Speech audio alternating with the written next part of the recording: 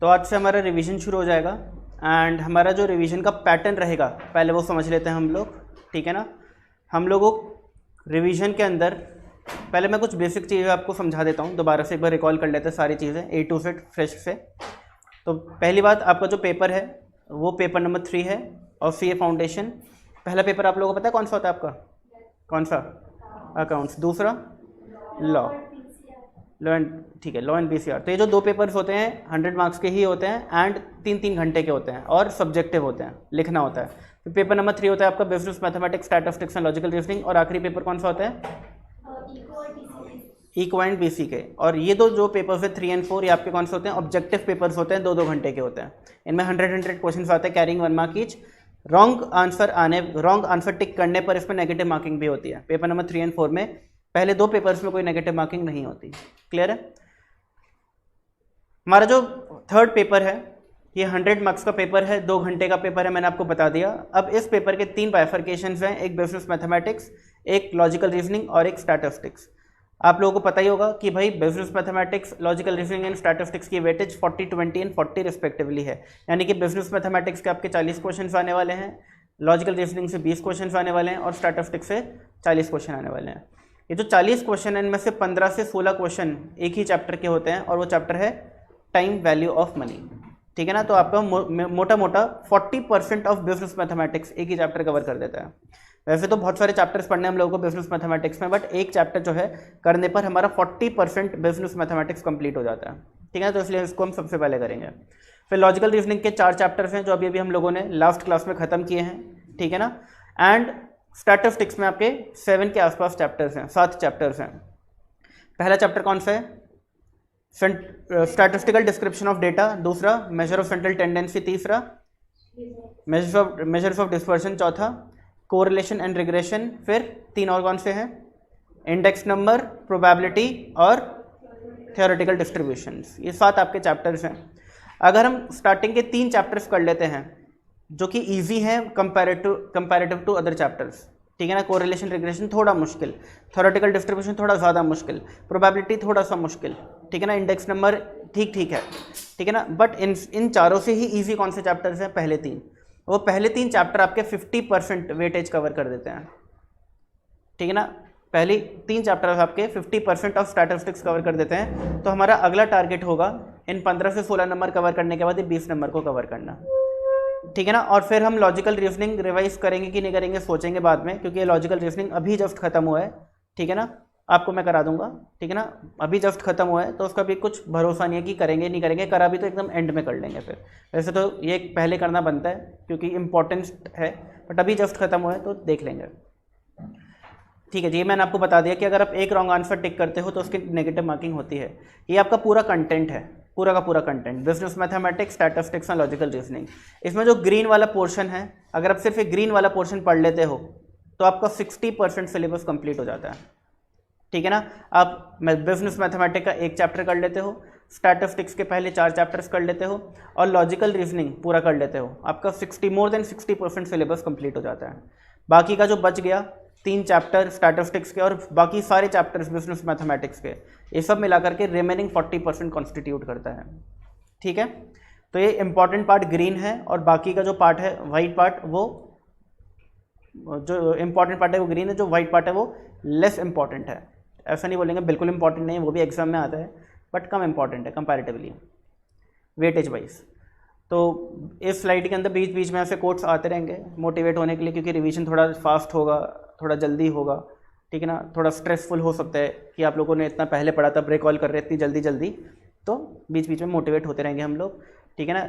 ये motivational lines क्या है भाई? Work until your idol becomes your rival. समझ आती है बात, ठीक है ना। अभी आप लोगों के कोई ना कोई आइडल होंगे, इतनी मेहनत करो कि वो आपके राइवल्स बन जाए, यानी अभी वो ऊपर हैं आपसे तभी वो आपके आइडल्स हैं। इतनी मेहनत करो कि आप उनके बराबर हो जाओ। राइवलरी किससे होती है? बराबर वालों से होती है, ऊपर वालों से होती है? बराबर वालों से होती है, ठीक है ना। चलिए, तो पहला चैप्टर जो आज हम शुरू करेंगे that is time value of money. Time value of money chapter का बेसिक्स जो था वो मैं आपको एक बार दोबारा से समझा देता हूँ। इस चैप्टर का नाम टाइम वैल्यू ऑफ मनी क्यों है? क्योंकि टाइम के साथ मनी की वैल्यू चेंज होती है। हम लोगों ने एग्जाम्पल अपनी नॉर्मल क्लासेस में समझा था कि भाई अगर आज मुझे भूख लगी और मैं डोमिनोज गया और मैंने एक चीज़ बर्स्ट पिज़्ज़ा ऑर्डर किया, ठीक है ना, तो वो 500 रुपये का आया और उससे मुझे क्या मिली, 100% सेटिस्फैक्शन, मज़ा आ गया भाई खा करके। और वही पिज़्ज़ा अगर मैं 1 साल बाद 1.5 साल बाद खाने गया, ठीक है ना, मैंने बोला कि भाई एक चीज़ बर्फ पिज़्ज़ा दे दो, मुझे चीज़ बर्फ पिज़्ज़ा खाना है, ठीक है ना, तो दुकानदार ने बोला ठीक है जी दे देंगे, बट 600 रुपीज़ पे करिए। तो मैंने 600 रुपीज़ पे करे, अगेन मुझे 100% सेटिस्फैक्शन मिली। तो आज अगर मुझे 100% सेटिस्फैक्शन खरीदनी है तो मैं कितने में खरीद रहा हूँ, 500 रुपये में। बट 1 साल बाद उसी सिम सेटिस्फैक्शन को खरीदने के लिए मेरे कितने पैसे खर्च होंगे, 600 रुपये। तो हम क्या बोलेंगे कि 100% सेटिस्फैक्शन आज 500 में खरीदी जा सकती है और 1 साल बाद 600 में खरीदी जा सकती है। तो आज के 500 और 1 साल बाद के 600 एक बराबर है, एक बराबर हो गए। आज के 500 और 1 साल बाद के 600 एक बराबर हो गए। दोनों से 100% सेटिस्फैक्शन खरीद रहे हो आप लोग, ठीक है ना। यानी आज के 500 की वैल्यू ज़्यादा है, 1 साल बाद के 500 की वैल्यू कम होगी, क्योंकि 1 साल बाद जब अगर 500 रुपये आप खर्च करते तो आपको चीज़ बस पिज़्ज़ा नहीं देता, वो बोलता कि नॉर्मल पिज़्ज़ा ले लो और उसे खा करके आपको 80% सेटिस्फैक्शन ही मिलती। तो आप क्या बोलोगे कि भाई आज 500 रुपये में आप 100% सेटिस्फैक्शन खरीद रहे हो, 1 साल बाद 500 रुपये में आप 80% सेटिस्फैक्शन खरीद पा रहे हो। यानी आज के 500 की इंपॉर्टेंस ज़्यादा है 1 साल बाद वाले 500 से। तो ये मोटा मोटा पीछे की वर्किंग है टाइम वैल्यू ऑफ मनी की, पीछे का जो मेन लॉजिक है टाइम वैल्यू ऑफ मनी का वो ये है। ये चीज़ आपको पता ही है कि भाई आज के 100 रुपये कल के 100 रुपये से ज़्यादा हैं। देखो डेली पेट्रोल का प्राइस बढ़ जाता है, आज 100 रुपये का पेट्रोल थोड़ा ज़्यादा डल जाएगा कल के कंपैरिजन में, तो आज 100 रुपये की वैल्यू ज़्यादा है कल वाले 100 रुपये से। कल अगर आप 100 रुपये लेके गए पेट्रोल पंप पे, वो थोड़ा कम पेट्रोल डालेगा, तो आप क्या सोचोगे कल ही डलवा लिया होता, कल मेरे 100 रुपये की वर्थ ज़्यादा थी, आज कम हो चुकी है भाई, ठीक है। तो इस चैप्टर के अंदर हम लोगों को क्या क्या पढ़ना है, इस चैप्टर के अंदर हमें सिंपल इंटरेस्ट पढ़ना है जो कि सिंपल है, हमें कंपाउंड इंटरेस्ट पढ़ना है, हमें इफेक्टिव रेट ऑफ इंटरेस्ट पढ़ना है, परपेचुटी पढ़ना है, एन्युटी पढ़ना है which is most important part इस चैप्टर की बैकबोन। एप्लीकेशन ऑफ एन्युटी पढ़ना है। जब तक आप एन्युटी नहीं पढ़ोगे आपको ये समझ नहीं आएगा, आपको ये समझ नहीं आएगा, आपको ये समझ नहीं आएगा, आपको ये समझ नहीं आएगा। यानी कि मोस्ट इंपॉर्टेंट एन्युटी क्यों है, क्योंकि अगले 4 कॉन्सेप्ट इसी पर बेस्ड हैं। अगर आपने एन्युटी ठीक से नहीं किया तो आपको ये 4 कॉन्सेप्ट में दिक्कत ही दिक्कत आएगी, दिक्कत के अलावा कुछ भी नहीं आएगा और, ठीक है ना। तो एन्युटी अच्छे से करेंगे, समझेंगे, जैसे कि चारों चीज़ हमें बहुत बढ़िया तरीके से समझ आ जाए। फिर डिप्रिसिएशन, हमें कैलकुलेशन सीखनी, अकाउंटिंग ट्रीटमेंट नहीं सीखना, और CAGR यानी कि कंपाउंडेड एनुअल ग्रोथ रेट, ये हमें समझना है। जैसे ही ये सारी चीज़ें हमने करी तो हमारा ये चैप्टर फिनिश हो जाएगा। फिर एक टेस्ट होगा, टेस्ट में देखेंगे कौन कैसा परफॉर्म कर रहा है। अच्छी परफॉर्मेंस वाले को कुछ ना कुछ प्राइज़ दूंगा और बेकार परफॉर्मेंस वाले से प्राइज़ ले लूँगा मैं, ठीक है, वही लेकर के अच्छे वाले को दे दूँगा, ठीक है। मैं तो बच गया भाई। चलो तो आज शुरू करेंगे हम simple interest and compound interest, कोशिश करेंगे दोनों आज खत्म कर लें, और ये भी कोशिश रहेगी कि इफेक्टिव रेट ऑफ इंटरेस्ट भी खत्म हो जाए और परपेचुटी भी खत्म हो जाए। ये 2 कॉन्सेप्ट बहुत छोटे छोटे कॉन्सेप्ट हैं, आसानी से हो सकते हैं 15-20 मिनट के अंदर, बाकी के तो थोड़े बड़े बड़े कॉन्सेप्ट हैं। फिर अगली क्लास हम कोशिश करेंगे हमारा पूरा एन्युटी खत्म हो जाए, और फिर उसकी अगली क्लास हम कोशिश करेंगे रिमेनिंग चैप्टर कंप्लीट हो जाए प्लस कुछ क्वेश्चंस प्रैक्टिस कर लें हम लोग, ठीक है ना। 3 क्लासेस का टारगेट लेके चलते हैं चैप्टर खत्म करने का।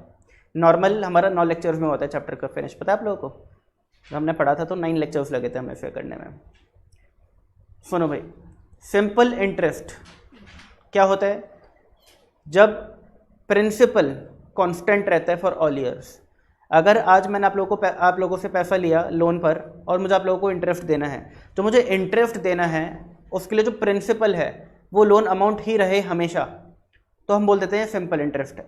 यानी कि जो प्रिंसिपल है उस पर मुझे इंटरेस्ट ना देना पड़े, तो उसको मैं बोलता हूँ सिंपल इंटरेस्ट, ठीक है ना। क्या होता है सिंपल इंटरेस्ट के केस में, हमने देखा था कि भाई अगर आज मैंने किसी से 1 लाख रुपए बोरो करे, ठीक है ना, या मैंने आज किसी को 1 लाख रुपए दिए एज अ लोन और मैंने बोला कि भाई मुझे लौटा दियो तो 3 साल बाद, ठीक है ना, और तेरे लिए जो रेट ऑफ इंटरेस्ट है वो 10% पर एनम है, सिंपल इंटरेस्ट SI। तो बंदा मुझे पहले साल का कितना इंटरेस्ट बोलेगा पे करने को, वो 10,000 रुपये। मैं उसे बोलूँगा कि भाई 10,000 रुपये तेरा पहले साल का इंटरेस्ट हो गया, 10,000 तेरा सेकेंड ईयर का इंटरेस्ट हो गया और 10,000 तेरा थर्ड ईयर का भी इंटरेस्ट हो गया। तो 3 साल बाद जब मैं उसके पास जाऊंगा तो मैं बोलूँगा ला भाई मेरा पैसा ला, पहले तो मेरा लोन जो मैंने तुझे पे किया था वो दे, और फिर 3 साल का मुझे तो इंटरेस्ट पे कर, तो टोटल तो मुझे 1,30,000 पे कर। तो इसके अंदर क्या चीज़ निकल करके आई कि जो इंटरेस्ट था वो हमेशा 1 लाख पर ही कैलकुलेट हुआ, पहले साल का भी, दूसरे साल का भी, तीसरे साल का भी। इंटरेस्ट जो था इसी वजह से हर साल का सेम भी था। क्या चेंज हुआ इंटरेस्ट? नहीं हुआ। वही अगर हम बात करें कंपाउंड इंटरेस्ट की, सेम सिनेरियो लेते हैं और मैंने एक बंदे को पैसा दिया और मैंने बोला कि भाई तेरे लिए जो रेट ऑफ इंटरेस्ट है 1 लाख रुपए दे रहा हूँ, तेरे लिए rate of interest 10% per annum है, बट कंपाउंडेड एनुअली, मैं तुझसे कंपाउंड इंटरेस्ट लूँगा। तो पहले साल का जो इंटरेस्ट है वो कितना आएगा, 1 लाख का 10% विच इज़ 10,000।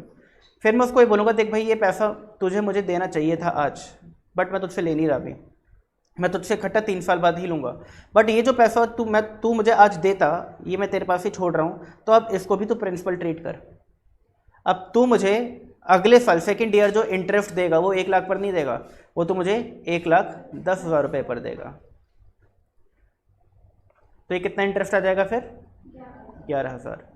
फिर मैं उसको क्या बोलूँगा कि भाई देख मैंने तुझे 1 लाख रुपए का लोन दिया था, मैंने तुझसे फर्स्ट ईयर का इंटरेस्ट भी नहीं लिया, मैं तुझसे सेकेंड ईयर का इंटरेस्ट भी नहीं ले रहा, और इन प्रिंसिपल और दोनों ईयर के इंटरेस्ट पर अब तो मुझे इंटरेस्ट पे कर। तो बताओ प्रिंसिपल क्या हो जाएगा फॉर थर्ड ईयर इंटरेस्ट, 1,21,000, ठीक है ना। 1 लाख प्रिंसिपल ओरिजिनल, फिर फर्स्ट ईयर का इंटरेस्ट और सेकेंड ईयर का इंटरेस्ट मैंने ऐड कर दिया इसके अंदर। तो बताओ इसका 10% कितना बन जाएगा, 12100। तो थर्ड ईयर के एंड पर वो मुझे कितना पैसा देगा, वो बोलेगा कि मयंक जी पहले तो अपना लोन अमाउंट पकड़ो, फिर आप पहले साल का इंटरेस्ट पकड़ो, फिर आप दूसरे साल का इंटरेस्ट पकड़ो, और फिर आप तीसरे साल का इंटरेस्ट पकड़ो। तो आप टोटल 1,33,100 रुपीज़ अपने ले जाओ, और हमारा हिसाब क्लियर। अब पहले क्वेश्चन में और इस क्वेश्चन में सिमिलैरिटी क्या है, सिर्फ फर्स्ट ईयर का इंटरेस्ट, कि भाई दोनों में ही फर्स्ट ईयर का इंटरेस्ट के लिए जो प्रिंसिपल था वो सेम था, 1-1 लाख रुपए। तो फर्स्ट ईयर का इंटरेस्ट कंपाउंड इंटरेस्ट के केस में, सिंपल इंटरेस्ट के केस में क्या हुआ, सेम हुआ। बट जैसे ही टाइम बढ़ता चला गया कंपाउंड इंटरेस्ट भी बढ़ता चला गया, क्योंकि मैंने उससे कभी भी अपना इंटरेस्ट वापस लिया ही नहीं, मैंने हमेशा उसी के पास छोड़ दिया। और मैंने फिर नेक्स्ट ईयर का जब इंटरेस्ट लिया तो उसमें पहले दूसरे तीसरे चौथे पाँचवें छठे सातवें आठवें नौवें 10वें जितने भी साल अब तक बीत चुके हैं सभी का इंटरेस्ट ऐड करा उस प्रिंसिपल अमाउंट में, और फिर उस पर इंटरेस्ट कैलकुलेट किया। तो कंपाउंड इंटरेस्ट क्या होता है, बढ़ता चला जाता है। अभी तो देखो पहले साल का कंपाउंड इंटरेस्ट सिर्फ 10,000 था, फिर कितना हुआ 11,000, वो बढ़ा, कितने से बढ़ा 1,000 से बढ़ा। बट फिर कितना हुआ 12,100, कितने से बढ़ा 1,100 से बढ़ा। पहले साल 10,000 था, ठीक है, जब इंक्रीमेंट आया तो कितने का आया, यहाँ पर और यहाँ पर 1,000 का, बट फिर कितने का इंक्रीमेंट आया 1,100 का। तो ये जो इंक्रीमेंट है ये भी इंक्रीज होता चला जाएगा, और ये इंक्रीमेंट इंक्रीज होने के पीछे रीज़न क्या होगा, पिछले साल का इंटरेस्ट, ठीक है ना। अब यहाँ पर जो इंक्रीमेंट आया है 1,100 रुपये का, ठीक है ना, और यहाँ पर जो इंक्रीमेंट था 1,000 रुपये का, तो ये जो इंक्रीमेंट का डिफरेंस है क्या है, वो डिफरेंस 100 रुपये। देखो यहाँ पर इंक्रीमेंट हुआ 1,000 रुपये का, यहाँ पे इंक्रीमेंट हुआ 1,100 रुपये का, तो इंक्रीमेंट का डिफरेंस क्या है 100 रुपये। इस 100 रुपये के पीछे रीज़न क्या है, कौन सा इंटरेस्ट, कौन सा इंटरेस्ट, ये वाला इंटरेस्ट। बात समझ आई आप लोगों को, यही तो रीज़न है, ठीक है ना। दोबारा समझाने की कोशिश करते हैं, बहुत इंपॉर्टेंट बात है, इससे आपको ट्रिक्स बना पाओगे, आप छोटी छोटी ट्रिक्स बना पाओगे, समझना। सेकेंड ईयर का जो इंटरेस्ट था 11,000 रुपये, इसका बाइफर्केशन क्या होगा, 1 लाख का प्रिंसिपल और उस पर 10% इंटरेस्ट कितना होता है 10,000 रुपये, और फिर पहले साल का इंटरेस्ट और उस पर भी 10% इंटरेस्ट यानी कि 1,000 रुपये। यही तो बाइफर्केशन है इस 11,000 का। अच्छा, जो 12,100 है इसका बाइफर्केशन क्या है बताइए। 1 लाख पर 10% इंटरेस्ट 10,000 हो गया, फिर पहले साल के इंटरेस्ट पर 10% इंटरेस्ट कितना हो गया 1,000 हो गया, फिर दूसरे साल के इंटरेस्ट पर 10% इंटरेस्ट कितना हो गया 1,100 हो गया। तो टोटल कितना हो गया ये 10,000, 1,000 और 1,100 यानी कि 12,100। तो 12,100 और ये जो टोटल आया था कितना था ये 11,000, ये सॉरी ये वाला टोटल 11,000, ठीक है ना। इन दोनों में जो डिफरेंस है कितने का है 1,100 रुपये का। इसका रीज़न क्या है, इसका रीज़न यही तो है, यही तो है। बाकी देखो ये दोनों चीज़ तो यहाँ पर भी कॉमन है कि नहीं।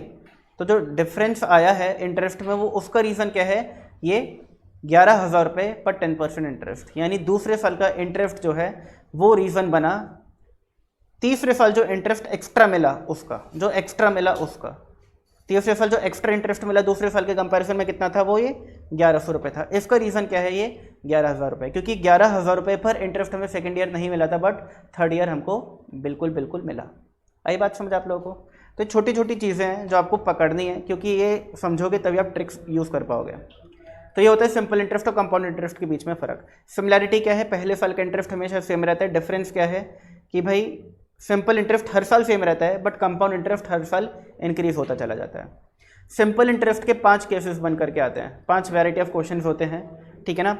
पहली वैरायटी, दूसरी वैरायटी, तीसरी वैरायटी, चौथी वैरायटी, ये तो बहुत स्पेसिफिक हैं। बट जो 5वीं वैरायटी है मिसलेनियस, इसके अंदर बहुत मल्टीपल वैरायटीज़ और आ सकती हैं, छोटी छोटी छोटी छोटी छोटी। जैसे कि समझो हमको पता है कि सिंपल इंटरेस्ट कैसे कैलकुलेट होता है, PRT अपॉन 100 ऐसे कैलकुलेट होता है। इसमें सिंपल इंटरेस्ट कितना था पहले क्वेश्चन में, 30,000। अमाउंट कितना था, 1,30,000 रुपये। ये जो सिंपल इंटरेस्ट 30,000 आया, कैसे आया, हमने जो प्रिंसिपल था उसका 10% निकाला तो कितना आया 10,000।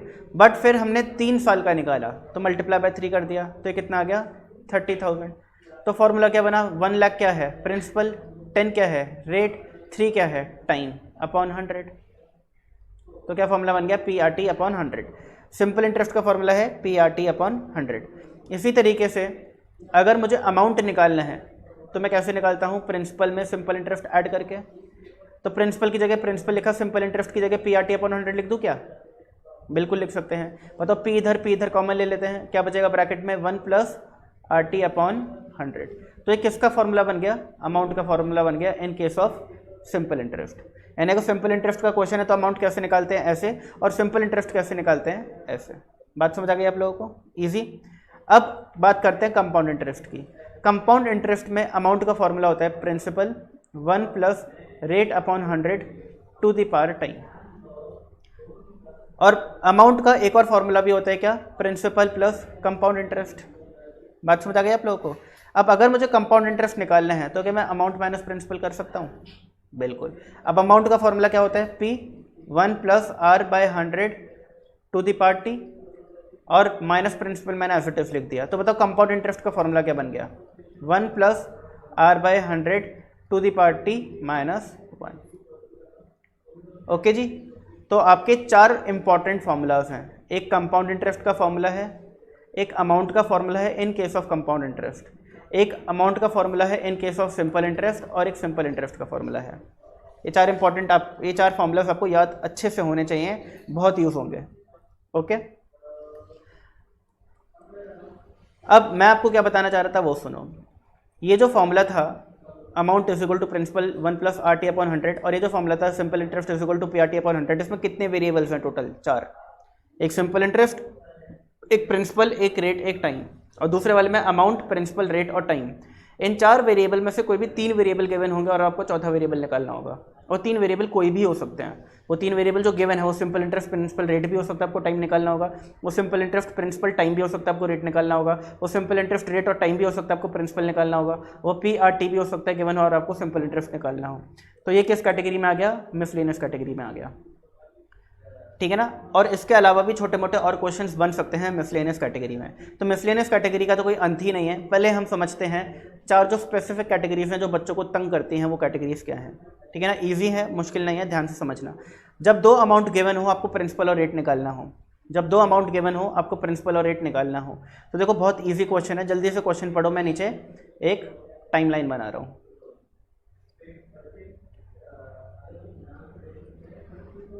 क्या लिखा है क्वेश्चन के अंदर, अ sum of money amounts to 6200। अब देखो ये जो 6200 है ये क्या है, अमाउंट है। अमाउंट मतलब प्रिंसिपल प्लस इंटरेस्ट, ठीक है ना। तो 2 साल बाद का अमाउंट कितना है 6200। A sum of money amounts to 6200 in 2 year and 7400 in 3 years. The principal and rate of interest are. ये जो प्रिंसिपल यहाँ पे रहा होगा, जो हमने किसी को दिया होगा या किसी से लिया होगा, ये प्रिंसिपल हमें नहीं पता और हमें रेट ऑफ इंटरेस्ट भी नहीं पता। ये 2 चीज़ हमें नहीं पता और हमें दोनों चीज़ें निकालनी है। बट ये पता है कि 2 साल बाद का अमाउंट ये है, 3 साल बाद का अमाउंट ये है। अब मुझे एक बात बताइए, 2 साल बाद का अमाउंट और 3 साल बाद का जो अमाउंट है, इसका डिफरेंस क्या है, मुझे बताइए। 1200 जो है, क्या इसको मैं 3rd ईयर का सिंपल इंटरेस्ट बोल सकता हूँ, बोलो हाँ या ना। और सिंपल इंटरेस्ट हर साल का क्या होता है, सेम होता है। तो पहले साल का सिंपल इंटरेस्ट कितना रहा होगा 1200, और दूसरे साल का भी कितना रहा होगा 1200। मुझे एक बात बताइए, 6200 जो है इसमें क्या प्रिंसिपल और 2 साल का सिंपल इंटरेस्ट इंक्लूडेड होगा, ठीक है ना। अब अगर मैं 2 साल का सिंपल इंटरेस्ट यानी कि 2400 माइनस कर दो 6400 में, तो मेरा प्रिंसिपल आ जाएगा कि नहीं आ जाएगा? आ जाएगा। तो मैंने क्या किया, अमाउंट के अंदर 2 सालों का सिंपल इंटरेस्ट माइनस कर दिया और आंसर क्या आ गया? 3800। अगर ये प्रिंसिपल है तो ये प्रिंसिपल आपको किस ऑप्शन में दिख रहा है? ए में। ए को टिक कर दो। बट अगला सवाल फिर भी आता है कि सर अगर रेट निकालना होगा तो कैसे निकालेंगे? तो देखो, रेट निकालने के बहुत सारे तरीके, बट बेस्ट तरीका क्या है? आपने एक साल में 1200 रुपये कमाए, कितने रुपए लगा करके? 3800। तो आपका रेट ऑफ इंटरेस्ट क्या रहा? फॉर एग्जाम्पल, अगर मैंने आपको आज 100 रुपये दिए और आप मुझे एक साल बाद 110 रुपये लौटा रहे हो, तो आप मुझे कितना इंटरेस्ट दे रहे हो? 10 रुपये। तो 10 रुपये 100 रुपये का कितना परसेंट होता है? कैसे निकाला? 10/100 इंटू 100। तो इसी तरीके से अगर मैं बोल रहा हूँ कि मैंने आपको 3800 दिए और एक साल बाद आपने मुझे 3800 प्लस 1200 यानी कि 5000 रुपये लौटा दिए, ठीक है ना? और 2 साल बाद 6200 लौटा दिया। दूसरा साल भूल जाओ, एक बार को भूल जाओ। पहले साल के बाद कितने लौटा है? 5000 रुपये।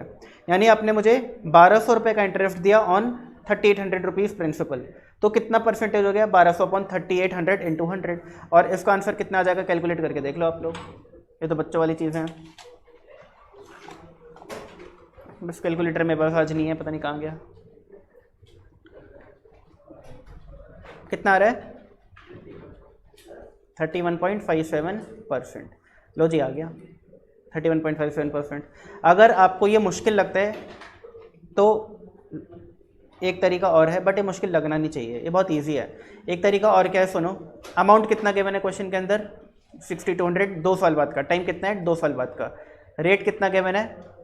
पता नहीं, वो तो हमें निकालना है। और प्रिंसिपल अभी आपने कितना निकाला? 3800, ठीक है ना? तो बताओ सिंपल इंटरेस्ट कितना हो गया?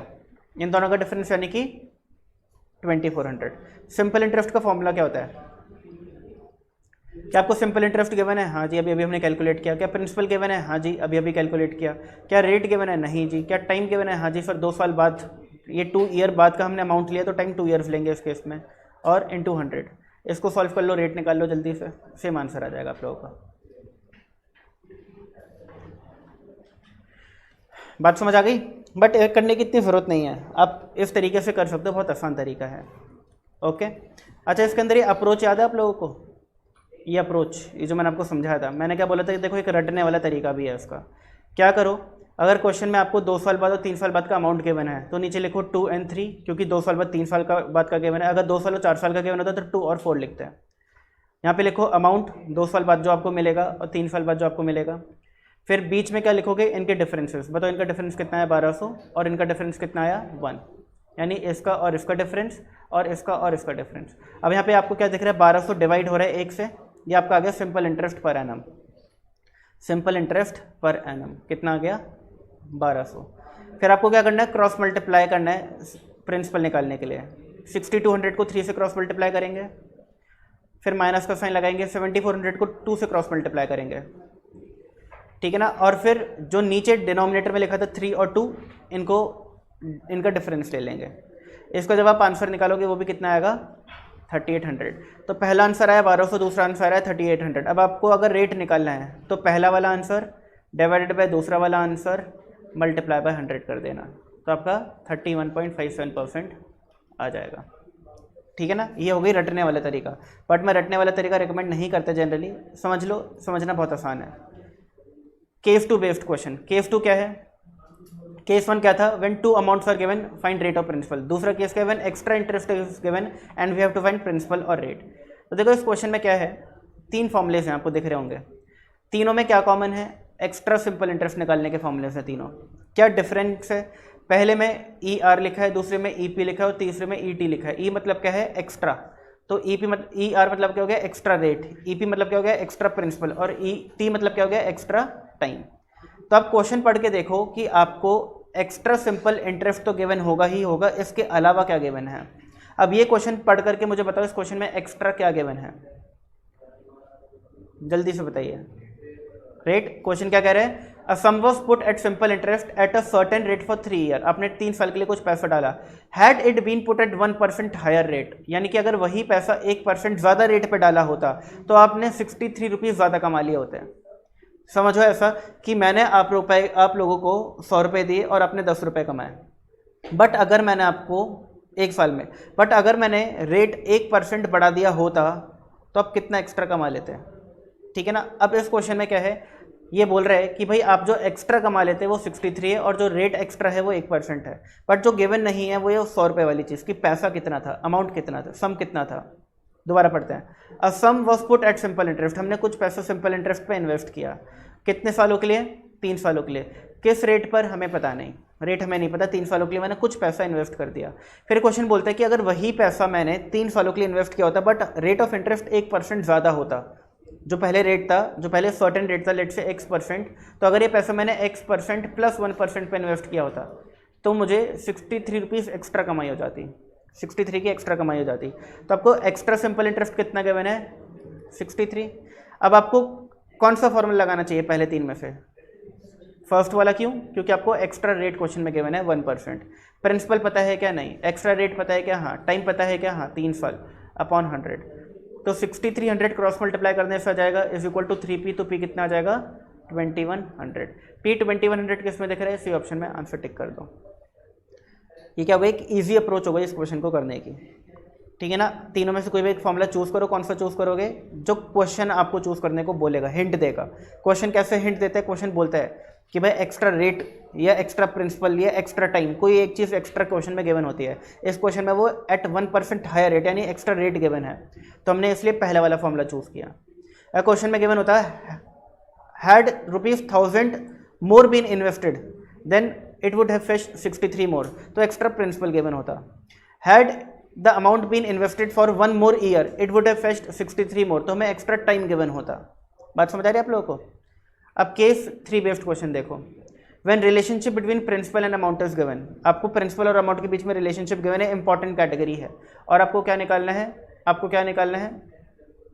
आपको निकालना है फाइंड टाइम, आपको टाइम निकालना है। तो देखो क्या लिखा है, a sum of money doubles itself in 10 year, कुछ पैसा 10 सालों में डबल हो गया। बताओ फिर ट्रिपल होने में कितना टाइम लगेगा? कुछ पैसा 10 सालों में डबल हो गया, तो बताओ फिर ट्रिपल होने में कितना टाइम लगेगा? तो जब भी ये क्वेश्चन आता है डबल ट्रिपल वाला, आपको क्या करना है? आपको सिंपल से काम करना है, आप लोगों को प्रिंसिपल अज्यूम करना है 100 रुपीज़। तो आज प्रिंसिपल अगर 100 है तो 10 सालों में वो कितना हो गया? डबल हो गया। तो बताओ यहाँ पे टाइम लिखा 10 ईयर्स, यहाँ पे कितना लिखूंगा अमाउंट? 200, डबल हो गया यानी 100 रुपये 200 रुपये बन गए। फिर कितने टाइम में ये पैसा ट्रिपल हो जाएगा? तो यहाँ पे क्या लिखूंगा? 300, कि 100 के 300 कितने टाइम में हो जाएंगे? यह तो हमें क्वेश्चन मार्क निकालना है। क्लियर हो गई बात?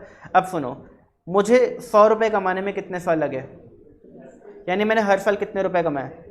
10 रुपये। सिंपल इंटरेस्ट तो हर साल सेम होता है ना भाई। मैंने हर साल कितने रुपए कमाए? 10 रुपये कमाए। अगर मुझे पैसा ट्रिपल करना है तो मुझे 100 रुपये और कमाने हैं। तो बताओ 100 रुपये और कमाने में और कितने साल लगेंगे? 10 साल। अगर मुझे 10 साल लगे 100 रुपये कमाने में, तो और 100 रुपये कमाने में कितना टाइम लगेगा? और 10 साल। यानी कि ये टाइम गैप भी कितने का है? 10 साल का। तो यहाँ पे टाइम कितना लिख दूँ मैं? अरे 10 तो यहाँ पे लिखा ही हुआ था, ये टाइम गैप भी 10 साल का, तो यहाँ पे 20 लिखूंगा ना, तभी तो 10 साल का टाइम गैप बनेगा भाई। आगे बात समझ। तो कितने सालों में पैसा ट्रिपल हो जाएगा? 20 सालों में, ठीक है ना। अब इसको करने की क्या ट्रिक थी? इसको करने की ट्रिक भी ईजी थी। ये ऐसी एक टाइमलाइन बना लो, ठीक है ना। टाइमलाइन बनाना बहुत आसान है। यहाँ पे लिखो 0, यहाँ पे लिखो ये वाला टाइम, यहाँ पे लिखो 100 हमेशा, यहाँ पे लिखो कितना हो गया पैसा? डबल हो गया तो 100, ट्रिपल हो गया होता तो 300, और फिर लिखो कितने साल में ट्रिपल हो जाए, ट्रिपल यानी कि 300। अगर लिखा होता कितने साल में 5 टाइम्स हो जाए, तो यहाँ पे लिखता 500। अब क्या करो? डिफरेंसेस ले लो। 300 और 200 का डिफरेंस कितना होता है? 100। 200 और 100 का डिफरेंस कितना होता है? 100। 10 और 0 का डिफरेंस कितना होता है? 10। क्वेश्चन मार्क और 10 का डिफरेंस अज्यूम कर लो x है। तो अगर मुझे x निकालना है, मुझे x निकालना पड़ेगा, क्योंकि मैं x निकालूंगा तभी मुझे क्वेश्चन मार्क पता चलेगा क्या होगा। यहाँ पे क्या लिखूँ, ठीक है ना। अगर मुझे x निकालना है तो मुझे क्या करना है? इसको मानता हूँ 1, इसको बोलता हूँ 2 और इसको बोलता हूँ 3। तो मुझे 1/2 × 3 करना है, हमेशा हमेशा यही करना है। तो बताओ 100/100 × 10 कितना हो जाएगा? 10। यानी कि x की वैल्यू कितनी आ गई? 10। अब क्वेश्चन मार्क -10 जो है वो 10 है, तो बताओ क्वेश्चन मार्क क्या होगा? अगर किसी एक फिगर में से मैं 10 माइनस करता तो मेरे पास आंसर 10 आता, तो ये फिगर क्या होगी?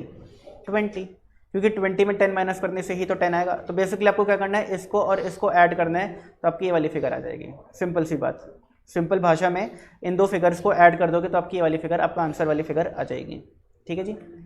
चलिए ऐसे ही वाला क्वेश्चन है, कैसे होगा, एकदम easy. A sum of money, पहले यहाँ पे लिखूंगा 0, double itself in 25 years, तो यहाँ पे लिखूंगा 25, यहाँ पे लिखूंगा 100 और यहाँ पे लिखूंगा डबल यानी कि 200। The number of years it would triple it self is, triple ये कितने सालों में हो जाएगा। तो मैंने इनका डिफरेंस लिया 100, इनका डिफरेंस लिया 100, इनका डिफरेंस लिया 25 और इनका डिफरेंस लिया x। तो x निकालने का तरीका है ये वाला 100 अपॉन ये वाला 100 इंटू ये वाली फिगर, 100 अपॉन 100 इंटू 25, आंसर आ गया 25। तो अगर ये x 25 है तो 25 प्लस 25 वाली फिगर क्या जाएगी 50, आंसर क्या जाएगा 50। सुपर इजी, हाँ जी क्लियर। ये ट्रिक्स मैंने आपको क्लास में अच्छे से एक्सप्लेन करी थी। केस फॉर बेस्ड क्वेश्चन देखो, केस फॉर बेस्ड क्वेश्चन क्या है, when principal not given but proportions are given. आपको प्रिंसिपल नहीं गिवन है बट उसके प्रपोर्शंस गिवन है, आपको बताना लगाना है कि ईच सम कितना होगा। क्वेश्चन देख के समझते हैं।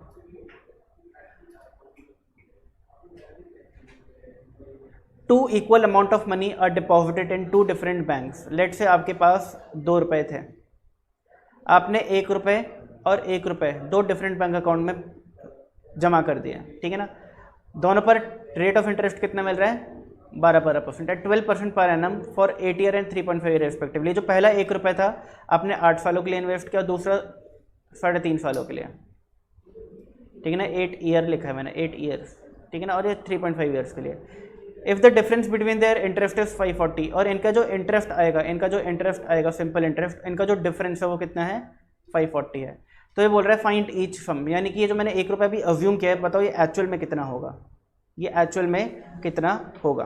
कैसे करें इसको, मैं ले लूँ प्रिंसिपल को x और इसको भी x, बताओ है या ना। अगर दोनों इक्वल हैं, अगर एक प्रिंसिपल x है तो दूसरा भी तो x होगा, बात समझ आ रही है। क्योंकि आपने क्या किया है, two equal amount of money if deposited in 2 different banks. अगर आपके पास 2x रुपीज़ पड़े थे तो आपने x और x 2 जगह अलग अलग डिपॉजिट कर दिया, ठीक है ना। तो मुझे बताइए पहले केस का जो सिंपल इंटरेस्ट है वो कितना आएगा, P/T अपॉन 100, और दूसरे केस का कितना आएगा P/T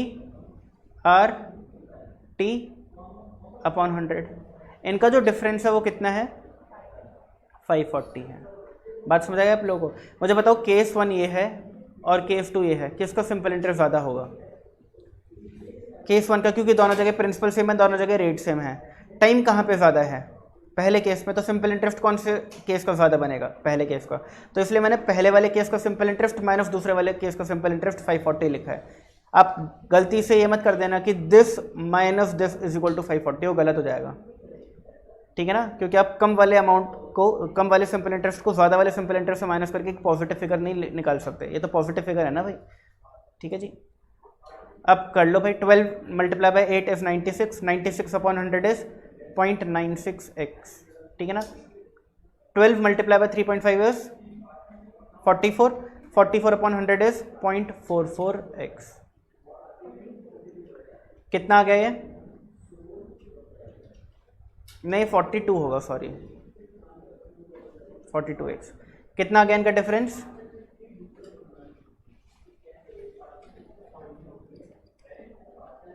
तो x कितना आ जाएगा बताइए,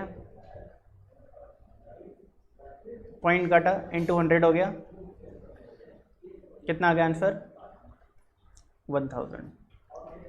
तो ईच सम कितना कितना है, ये भी 1000 रुपये हैं और ये भी 1000 रुपये हैं, तो टोटल सम कितना है 2000 रुपये है। बट क्वेश्चन हमसे टोटल सम पूछा है, ईच सम पूछा है, ईच सम तो हम किस पे टिक करेंगे 1000 रुपये। अगर टोटल सम पूछा होता तो हम किस पे टिक करते 2000 रुपये, तब 2000 ऑप्शन में होता भी, अभी तो ऑप्शन में ही नहीं है क्योंकि क्वेश्चन की रिक्वायरमेंट ही नहीं है वो।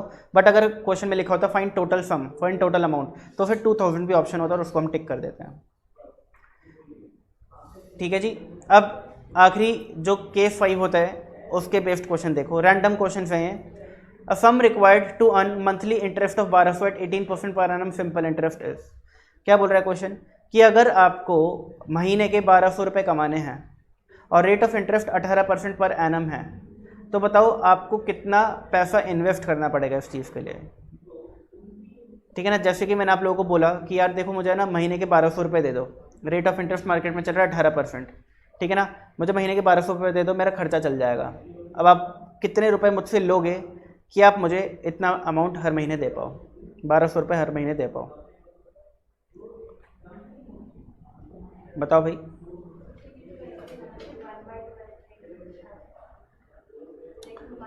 देखो अगर ये मंथली इंटरेस्ट है तो ईयरली इंटरेस्ट कितना होगा, इंटू 12 कितना हो जाएगा 14,400। ये 1 साल का इंटरेस्ट आ गया, 1 साल का इंटरेस्ट आ गया। Simple interest is equal to principal into rate into time कितना लिखूं 1 ईयर, क्योंकि 1 साल का इंटरेस्ट लिखा है मैंने पे अपॉन 100। तो 14,40,000 इज इक्वल टू 18p। तो p कितना आ जाएगा 14,40,000 अपॉन 18 कर लो।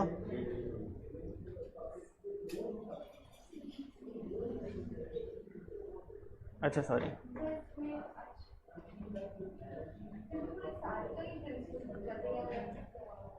इसने सिर्फ हमसे पूछा था सम रिक्वायर्ड कितना है, अगर आपको मंथली इंटरेस्ट 1200 रुपये कमाना है तो। अच्छा इस क्वेश्चन को एक तरीके से और भी कर सकते हो। अगर आप सिंपल इंटरेस्ट 1200 ले लेते हो, ठीक है ना, तो प्रिंसिपल ले लो, रेट ले लो, बट टाइम कितना लोगे 1/12। अभी भी आपका आंसर सेम आएगा। 12 मल्टीप्लाई बाय 12 कितना होता है 144 और 4 जीरोस, 144 और 4 zeros is equal to 18p। तो अगेन वही सेम सिचुएशन आ गई, सेम प्रिंसिपल आ जाएगा। बात समझ आ गई आपको? कैसे भी कर सकते हो, बट यहाँ पर कई बच्चे गलती कर देते हैं 1/12 में कि वो 1 महीने का, अगर आपने यहाँ पे 1 महीने का सिंपल इंटरेस्ट लेगा तो यहाँ पर भी आप टाइम 1 नहीं ले सकते, 1/12 होगा, यानी 1 महीने का टाइम लोगे, ठीक है। अच्छा इस क्वेश्चन को करने का एक और तरीका भी है। हमने कॉन्सेप्ट पढ़ा था परपेचुटी वाला, याद है आप लोगों को? प्रेजेंट वैल्यू ऑफ परपेचुटी कैसे निकाल देते बताओ, भूल गए? परपेचुटी कॉन्सेप्ट याद है क्या होता था उसमें? परपेचुटी कॉन्सेप्ट था कि अगर मुझे ज़िंदगी भर, मुझे मेरे बच्चों को, उनके बच्चों को, उनके बच्चों को, यानी इन्फिनिटी टाइम पीरियड तक एक सेम अमाउंट चाहिए हर साल या हर महीने, और रेट ऑफ इंटरेस्ट हमें पता है, तो मैं आज आपको कितना पैसे दे दूं कि आप मेरी ये रिक्वायरमेंट सेटिस्फाई कर पाओ। ये परपेचुटी के क्वेश्चन में होता था, यानी परपेचुटी तक, यानी परपेचुअल यानी लाइफ लॉन्ग, इन्फिनिटी, एक सिंगल अमाउंट, एक सिंगल अमाउंट, एक फिक्स्ड अमाउंट मुझे हर साल या हर महीने, हर 6 महीने बाद चाहिए अगर, तो उसके लिए मैं आपको कितना पैसा दे दूं आज कि आप मेरी रिक्वायरमेंट सेटिस्फाई कर पाओ। ये था परपेचुटी के कॉन्सेप्ट के अंदर हमने पढ़ा। और प्रेजेंट वैल्यू ऑफ परपेचुटी का फॉर्मूला सिंपल सा होता था, क्या होता था? अमाउंट रिक्वायर्ड ईच पीरियड, जो कि इस केस में कितना है 1200, upon rate of interest for that period. अब 18% तो 1 साल का है, और पीरियड क्या है यहाँ पे 1 महीना, तो एक पीरियड यानी 1 महीने का इंटरेस्ट कितना हो गया 1.5%। और इसको सॉल्व करो, बताओ क्या आंसर आ रहा है 1200 डिवाइड बाय 1.5%। 1.5 क्यों किया? यहाँ पर जो फॉर्मूला होता है वो होता है amount required every period upon rate of interest for that period. अब यहाँ पे जो पीरियड है वो क्या है 1 महीना, मैंने 1 महीने का तो लिखा ही है, तो मुझे ये भी तो 1 महीने का लिखना पड़ेगा। और ये कितना है 18% 1 साल का है, तो 1 महीने का कितना आएगा 18/12 1.5। तो यहाँ पर अगर पीरियड 1 महीना है तो यहाँ पर रेट ऑफ इंटरेस्ट भी 1 महीने का आएगा। बट अगर आप ऊपर 14,400 लिख देते, यानी 1 साल का सिंपल इंटरेस्ट लिख देते और उसको 18% से डिवाइड कर देते 1 साल के सिंपल इंटरेस्ट से, तब भी आपका आंसर दोनों ही केस में 80,000 ही आता। आगे बात समझ आप लोगों को? तो इस क्वेश्चन को आप परपेचुटी वाले फॉर्मूले से भी कर सकते हो, क्योंकि परपेचुटी वाले क्वेश्चन में भी यही सेम चीज़, यही सेम लैंग्वेज लिखी जाती है, ठीक है। आइए देखो एक ये वाला क्वेश्चन याद है, वाली ट्रिक याद है आप लोगों को? योगेश है, उसने 40,000 रुपये 2 अलग अलग जगह इन्वेस्ट करे, और 40,000 रुपये इक्वली इन्वेस्ट नहीं करे हैं, अलग अलग। अगर एक 10,000 तो एक 30,000, एक 15,000 तो एक 25,000, एक 20,000 तो एक 20,000, एक 30,000 तो एक 10,000, इस तरीके से। यहाँ पे कहीं पे ये नहीं लिखा योगेश इन्वेस्टेड 40,000 इन 2 इक्वल पार्ट्स, ऐसा नहीं लिखा, 2 पार्ट्स लिखा है सिर्फ, ठीक है ना, 2 पार्ट्स। अब वो पार्ट कितने कितने हमें नहीं पता, पहले पार्ट पर और दूसरे पार्ट पर कितना कितना क्या क्या मिलता है वो लिखा हुआ है। On the one part he gets interest at rate of 10%, while on the other he gets at the rate of 6%. If the income on the total investment is 7.5%, the two parts are in the ratio. और जब इसने simple interest 1 साल बाद यहाँ पर देखा और 1 साल बाद यहाँ पर देखा और इन दोनों सिंपल इंटरेस्ट को ऐड किया, तो इसने देखा कि टोटल सिंपल इंटरेस्ट जो इसे मिला है वो इसकी इन्वेस्टमेंट का 7.5% है। कितना है 7.5% है। तो बताओ ये जो दो पार्ट्स हैं इनका रेशियो क्या होगा?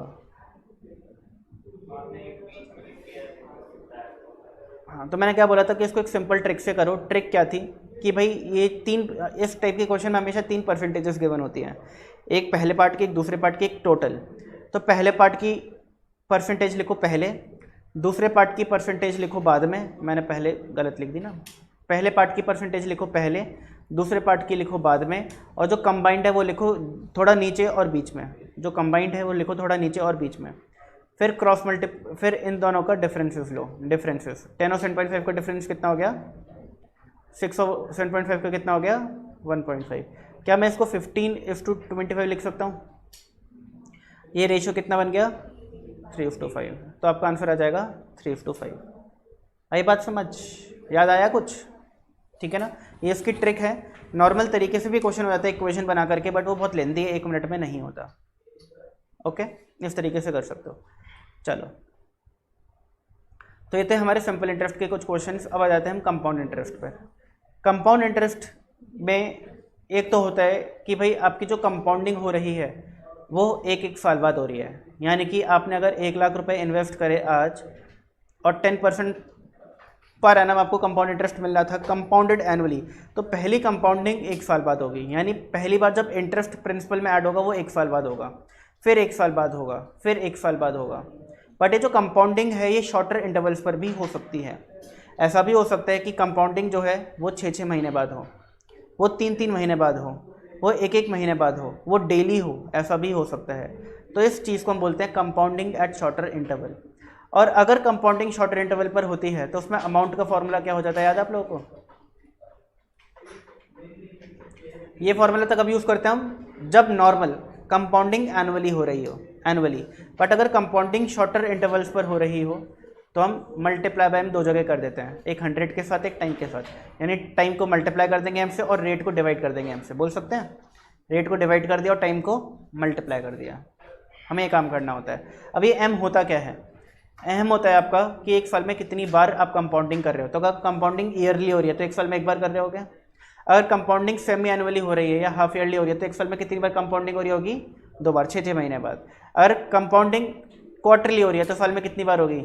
4 बार, 3-3 महीने बाद।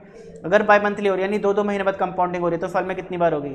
6 बार। अगर मंथली हो रही है तो साल में कितनी बार कंपाउंडिंग होगी? 12 बार। अगर डेली हो रही है तो साल में कितनी बार कंपाउंडिंग होगी? 365 टाइम्स। ये होती है एम की वैल्यू। ठीक है जी, क्लियर हो गई बात आप लोगों को? तो एम क्या होता है कि 1 साल में कितनी बार कंपाउंडिंग आप लोग करने वाले हो, कितनी बार कंपाउंडिंग आप लोग करने वाले हो, यानी आप 1 साल के कितने टुकड़े कर रहे हो। अगर एनुअली है, ईयरली है तो आपने 1 साल का एक ही टुकड़ा किया तो एम हो गया 1। बट अगर हाफ ईयरली तो आपने साल को 2 हिस्सों में डिवाइड कर दे तो एम हो गया 2। क्वार्टरली किया तो आपने साल को 4 हिस्सों में डिवाइड कर दे तो एम हो गया 4 एंड सो ऑन। ये क्वेश्चन जो है जल्दी से करके देखते हैं। मिस्टर एम इन्वेस्टेड ₹10,000, तो प्रिंसिपल कितना है? 10,000 रुपये। In debentures for a period of 5 years, time कितना है? 5 ईयर्स। रेट ऑफ इंटरेस्ट कितना है? 12% पर एनम कंपाउंडेड क्वार्टरली। तो एम कितना हो गया? जल्दी बताइए एम कितना हो गया? अगर कंपाउंडिंग क्वार्टरली हो रही है तो एम कितना होगा? 4। साल में 4 बार होगी ना, 5 तो होता ही नहीं है भाई। 1, 2, 4, 6, 12, 365। एम कितना हो गया? 4। Find amount and interest after 5 years. आपको क्या पता लगाना है? अमाउंट और इंटरेस्ट आफ्टर 5 ईयर्स। तो बताओ अमाउंट का फॉर्मूला क्या होगा? प्रिंसिपल 1 प्लस रेट कितना है भाई? 12, 12/100 मल्टीप्लाई बाय 4। टाइम कितना है? 5 मल्टीप्लाई बाय 4। तो मुझे जल्दी से बताइए कि 12/4 को क्या 3 बोल सकते हैं? 3 बोल सकते हैं। और 3/100 को 0.03 बोल सकते हैं। तो 1 प्लस 0.03 कितना होता है? 1.03। पार में कितना आ गया? 20। सारे बच्चे कैलकुलेटर उठाएं, कैलकुलेटर पर टाइप करें 1.03। कर लिया टाइप? फिर मल्टीप्लाई का बटन प्रेस करें, फिर इज इक्वल टू प्रेस करें। कितनी बार? जल्दी से बताओ कितनी बार? कितनी बार? नहीं, -1 टाइम होता था। 19 बार। 19, एक कम, एक कम। देखो जब आप एक बार इक्वल टू प्रेस करते हो ना तो आपको 1.03 का स्क्वायर आ जाता है, और जब दूसरी बार करते हो तो क्यूब आ जाता है। ठीक है, तो अगर आपको पार्ट 20 चाहिए तो कितनी बार इक्वल टू प्रेस करना पड़ेगा? 19 बार। कितना आ रहा है? और उसको उस आंसर को 10,000 से मल्टीप्लाई कर दो।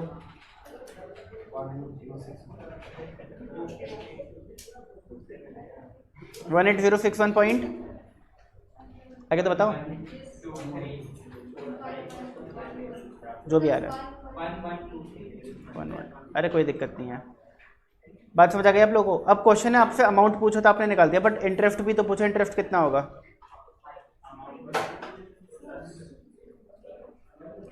ये अमाउंट पे प्रिंसिपल माइनस कर दो, आ गया। Clear, easy. अगला क्वेश्चन करके दिखाओ। Mister M invested 20,000 in debentures for a period of 7 years at a rate of interest being 14% per annum compounded semi annually. तो एम कितना हो जाएगा जल्दी बताइए? 2। Find amount and interest after 7 years।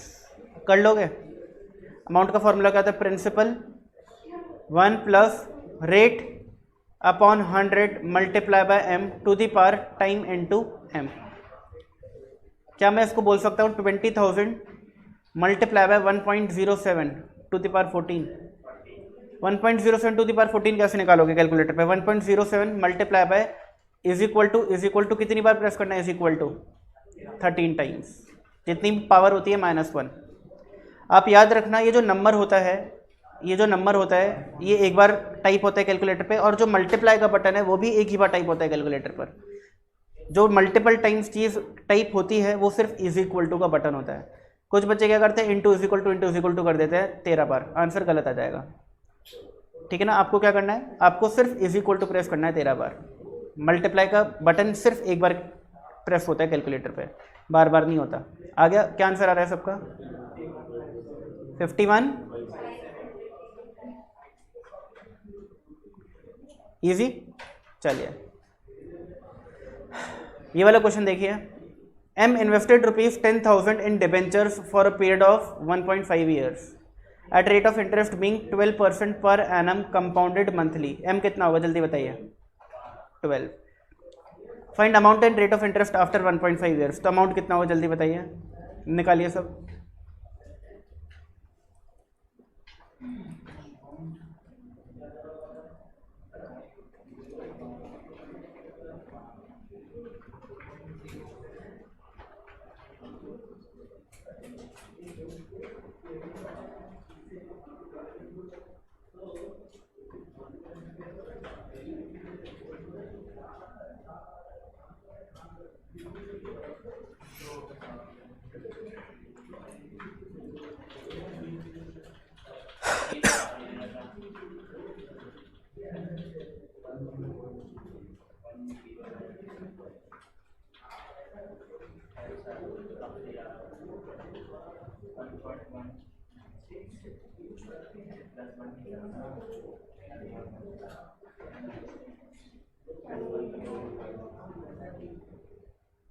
हाँ जी, क्या आंसर आ रहा है?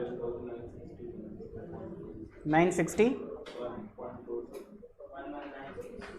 1196 1.46 समथिंग आंसर आ रहा होगा आप लोगों का। डेसिमल से पहले का सेम आना चाहिए सबका, डेसिमल के बाद का तो ऊपर नीचे चल जाता है। तो सब कैलकुलेटर पे कर रहे हो तो सबका सेम आना चाहिए, बट कोई नहीं। हाँ जी, समझ आ गया कैसे करना है? अब मुझे एक बात बताइए, ये 18 का मतलब क्या है? ये 18 ही क्यों हुआ? आप बोलोगे सर 1.5 को जब 12 से मल्टीप्लाई करेंगे तो 18 ही आएगा, बट ये 18 का सिग्निफिकेंस क्या है? चलो 18 का तो मत बताओ, तो यहाँ पे 14 का बता दो।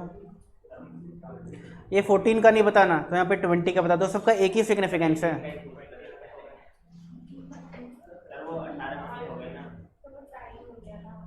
टाइम तो 1.5 ईयर्स है।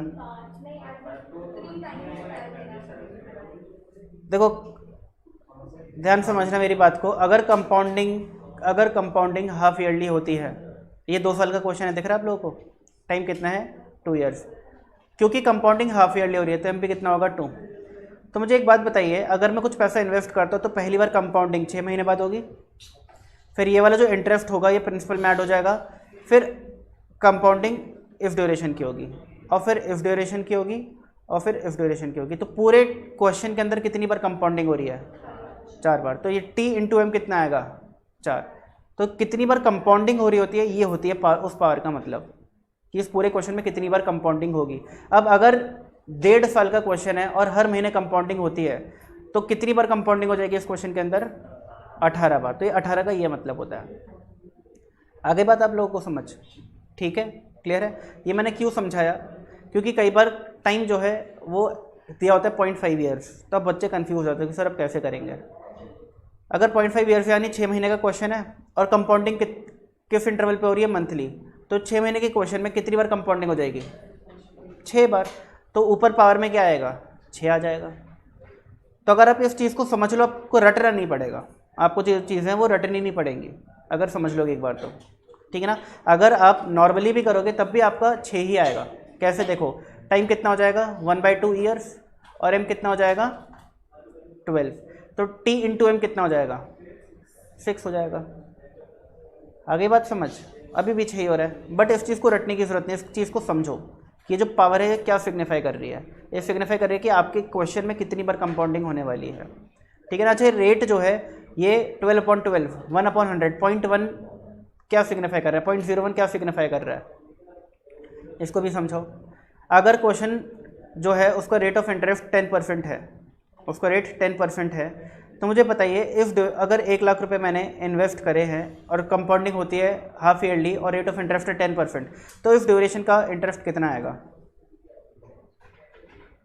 बताओ। 5000 का मैं बोल सकता हूँ कि 5000 1 लाख का 5% है, यानी आप 5% को कितनी बार कंपाउंड कर रहे हो? 4 बार। तो रेट क्या हो गया? आधा हो गया। अब उस क्वेश्चन में 12% रेट है, कंपाउंडिंग हो रही है मंथली, तो आप हर महीने का इंटरेस्ट जब निकालोगे 1 लाख रुपए पर 1% कितना आएगा?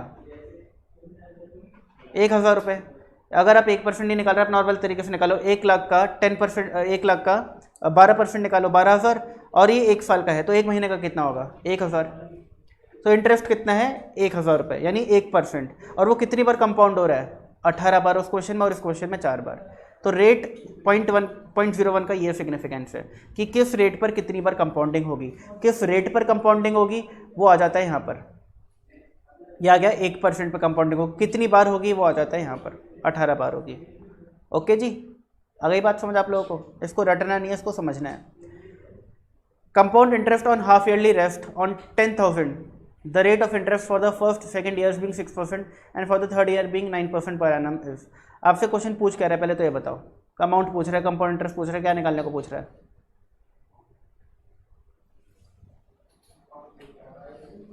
बताइए जी। द कंपाउंड इंटरेस्ट इज, समझ आ रहा है question? The compound interest is, ये पूछ रहा है आपसे कंपाउंड इंटरेस्ट निकालने को। कंपाउंड इंटरेस्ट निकालना है किस पर? किस पर? ये बोल रहा है कि भाई प्रिंसिपल ये है, रेट पहले दूसरे साल का 6% है और तीसरे साल का 9% है, और कंपाउंडिंग हो रही है ऑन हाफ ईयरली बेसिस। तो बताओ कितना कंपाउंड इंटरेस्ट आप अर्न कर लोगे इन 3 सालों में? क्वेश्चन 3 साल का हो गया, पहले 2 साल का रेट ऑफ इंटरेस्ट कितना है? 6% और तीसरे साल का कितना है? 9%। तो क्वेश्चन कितने सालों का हो गया? 3 सालों का हो गया। अब इस क्वेश्चन को कैसे सॉल्व करें? याद है क्लास में हमने किया था इसको। यहाँ पे लेंगे टाइम 0, 1, 2, 3। प्रिंसिपल कितना है? 10,000 रुपये। पहले साल का, दूसरे साल का और तीसरे साल का हाफ ईयरली बेसिस पे कंपाउंडिंग हो रही है, ठीक है ना। तो पहले साल का जो इंटरेस्ट है वो कितना है? 6%, तो 3%। दूसरे साल का भी 6%, तो 3%। और तीसरे साल का 9%, यानी कि 4.5 एंड 4.5%। आगे बात समझ आप लोगों को? अमाउंट का फॉर्मूला लिखते हैं पहले तो। प्रिंसिपल 1 प्लस रेट, पहले कौन सा लेंगे? 6% वाला, 6/100 मल्टीप्लाई बाय, क्योंकि कंपाउंडिंग हाफ ईयरली बेसिस पर हो रही है तो एम कितना होगा? 2, 100 इंटू 2।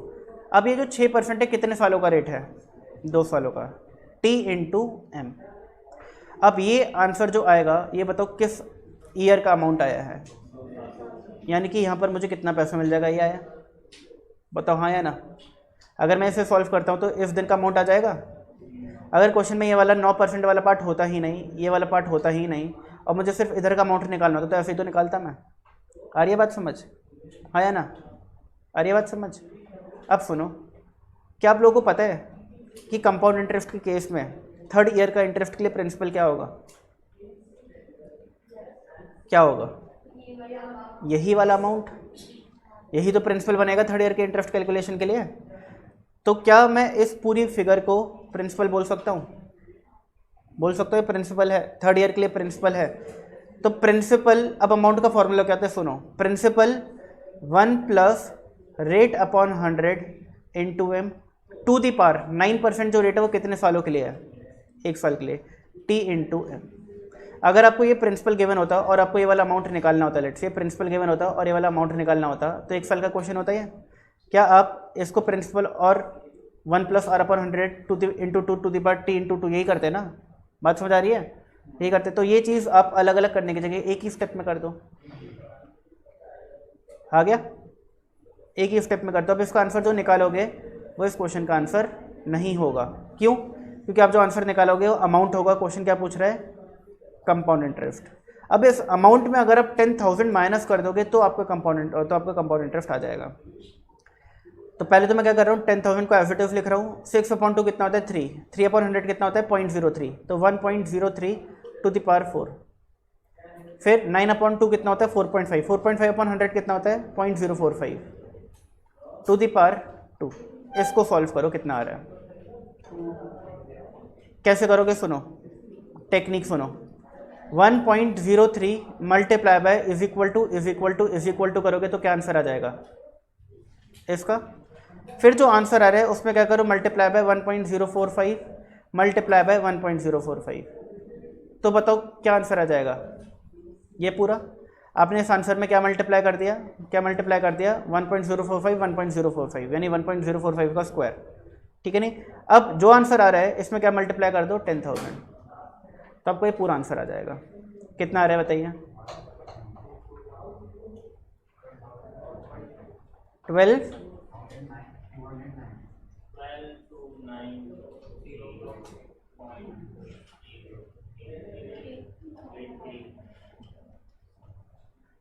अब ये तो आ गया अमाउंट। क्वेश्चन आपसे कंपाउंड इंटरेस्ट पूछ रहा है तो कितना होगा,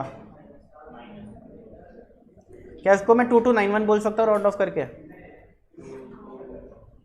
अच्छा 2291 ऑप्शन में नहीं है तो 2290 लोअर एंड पे राउंड ऑफ कर दो, 2290 ऑप्शन आ गया, क्योंकि बाकी तो 2290 से अलग ही है, बहुत ज़्यादा अलग है, दिख रहा है, ठीक है ना। तो इस तरीके से क्वेश्चन हो जाता है। बताओ क्वेश्चन समझ आया आप लोगों को, लॉजिक समझ आया इसके पीछे कि हमने ये एक ही साथ क्यों लिखा, ये दो ब्रैकेट्स को एक ही साथ क्यों लिखा, ठीक है ना। क्योंकि जब हमने इसको सॉल्व किया तो हमारा 2 साल बाद का अमाउंट आ गया और यही अमाउंट तीसरे साल के लिए प्रिंसिपल बन गया।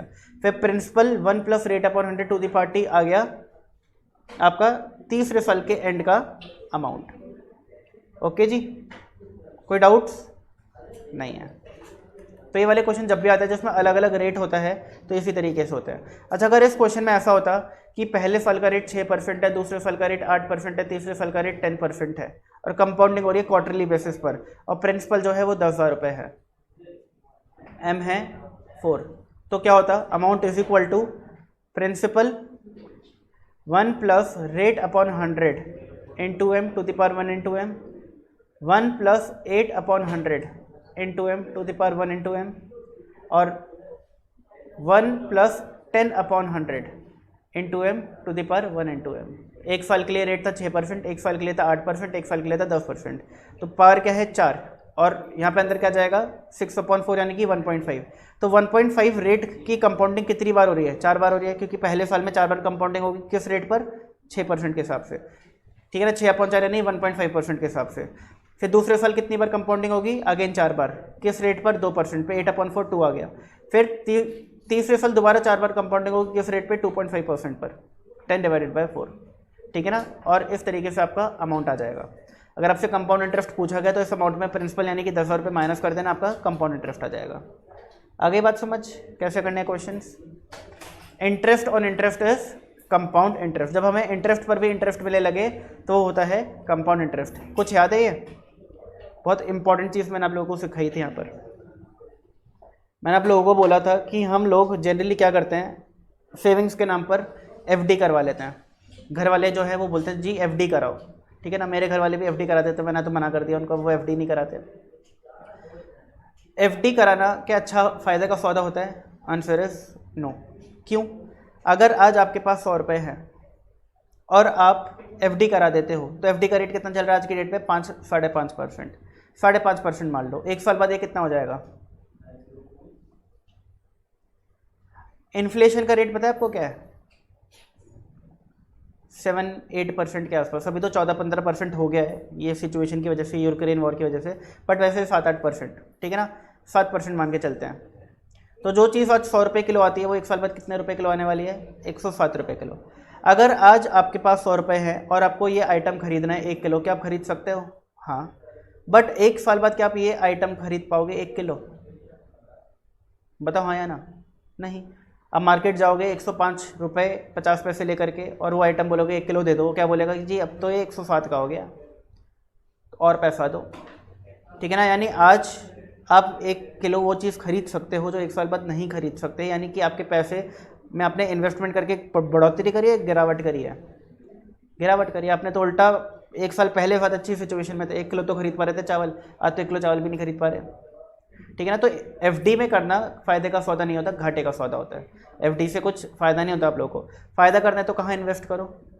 ऐसी जगह इन्वेस्ट करो जिसका रेट ऑफ इंटरेस्ट इन्फ्लेशन से तो ज़्यादा हो, तब तो आप बोलोगे मैंने कुछ कमाया। अगर आपने 8% पे इन्वेस्ट किया होता तो ये 1 साल बाद 108 हो जाते। आप 1 साल बाद अगर ये आइटम खरीदते तो आपके पास 1 रुपये बच जाता। आज खरीदते 1 भी रुपये नहीं बचता, बट 1 साल बाद खरीदते 1 रुपये बच जाता। अब बोल सकते हैं कि आपने कुछ सेविंग्स करी है। आई बात समझ आप लोगों को? तो इन्वेस्ट कहाँ करो? ऐसी जगह जिसका रेट इन्फ्लेशन से ज़्यादा हो। अब इन्फ्लेशन से ज़्यादा रेट कहाँ पर होता है? यानी 7-8% ज़्यादा रेट कहाँ मिलता है आपको? एफडीज़ में नहीं मिलता, बॉन्ड्स वगैरह में भी नहीं मिलता। किस में मिलता है? म्यूचुअल फंड्स में मिल जाता है, इंडेक्स फंड्स में मिल जाता है। इंडेक्स फंड बोल रहे हो ना? बिल्कुल सही, ठीक है ना। और कहाँ मिल जाता है? शेयर्स में मिल जाता है, जो लोग शेयर में इन्वेस्ट करते हैं, ठीक है ना। म्यूचुअल फंड्स वगैरह में मिल जाता है, इंडेक्स फंड का ही एक पार्ट हो जाता है इंडेक्स फंड्स। देखो रिस्की बिल्कुल होता है, मैंने आपको समझाया भी था कि भाई अगर आप निफ्टी जो है, निफ्टी उसका चार्ट देखोगे, निफ्टी 1990 से थोड़ा पहले शुरू होता है, 1984 1986 1988 के आसपास, तब निफ्टी 100 पॉइंट्स पर था। ये मैं बोलता हूँ 100 पॉइंट्स है। बट आज निफ्टी कितना है? More than 17,000। बट ये जो 17,000 की जर्नी है, क्या ये जर्नी बिल्कुल ऐसी सी है? नहीं। ये जर्नी कैसी रही है? ये जर्नी स्टार्टिंग के आप देखोगे निफ्टी का ग्राफ तो ऐसी सी रही है, फिर एकदम से बढ़ा, फिर कम हो गया, फिर धीमे धीमे बढ़ा, ठीक है ना, फिर कम हो गया। अभी आया था ना कोरोना, बहुत गिर गया था, ठीक है ना, फिर एकदम से फास्ट रिकवरी हुई, फिर थोड़ा बहुत हल्का सा डिप आया, इस तरीके से। अब अगर आप बात करो कि सर इसमें गिरावट भी तो होती है, अगर आपने यहाँ पे खरीदा यहाँ पे बेच दिया तो ऑब्वियसली बात है आप लॉस में ही बेच रहे हो। बट अगर आप यहाँ पे खरीद करके यहाँ पे बेच रहे हो तो क्या आपको लॉस हो रहा है?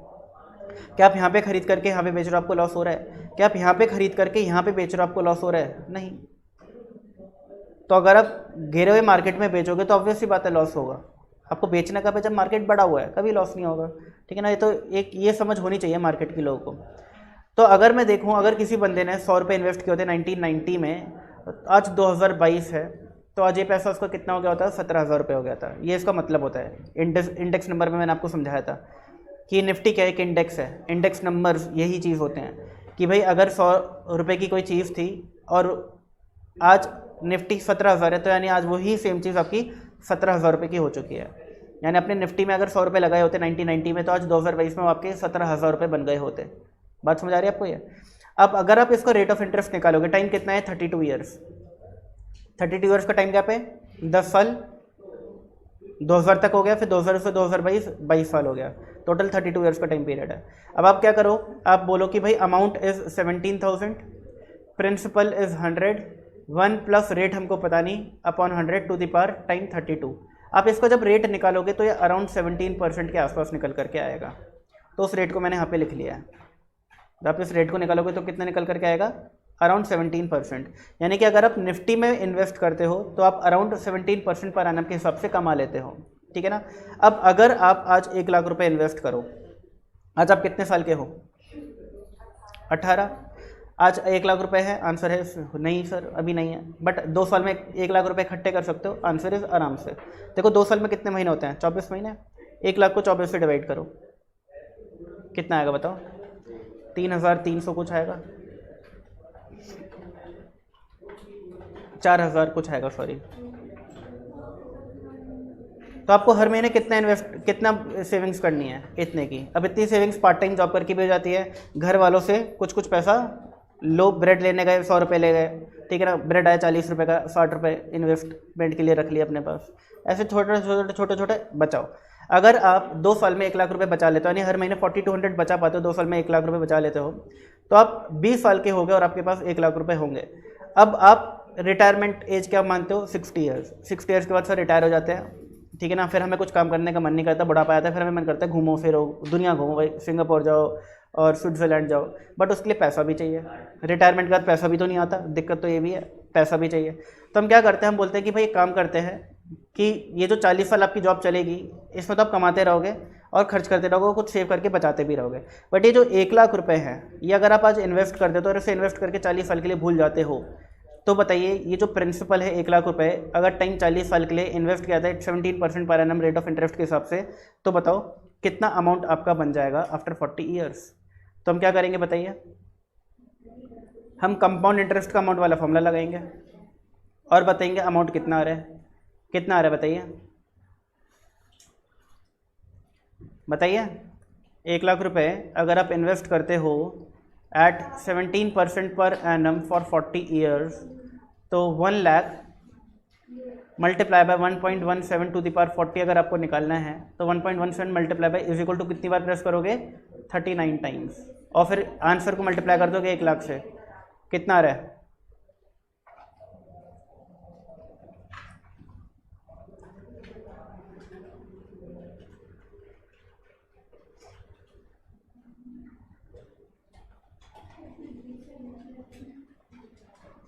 क्या हुआ पूनम?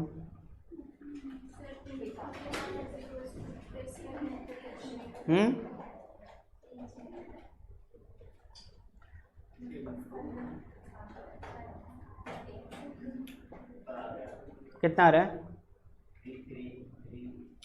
गलत आ रहा है कुछ।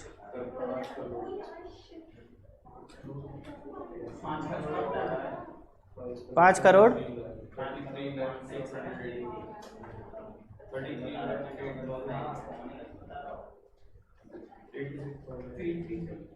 मतलब 5 करोड़ 33, 5.5 करोड़ मान लो, तो आपके 1 लाख रुपए कितने बन गए, 5.5 करोड़ बन गए। क्या इतना पैसा सफिशिएंट है बुढ़ापा आराम से जीने के लिए? घूमना फिरना हो जाएगा आराम से, कोई दिक्कत वाली बात नहीं है। अच्छा, ये तो मैंने आपको सिर्फ 1 लाख रुपए इन्वेस्ट करके समझाया कि इतना बन सकता है, बट जब आप सीए बन जाओगे, कमाने लगोगे 2-2, 3-3 लाख रुपए महीने, तो आप हर महीने 50-60 हज़ार रुपये इन्वेस्ट कर सकते हो।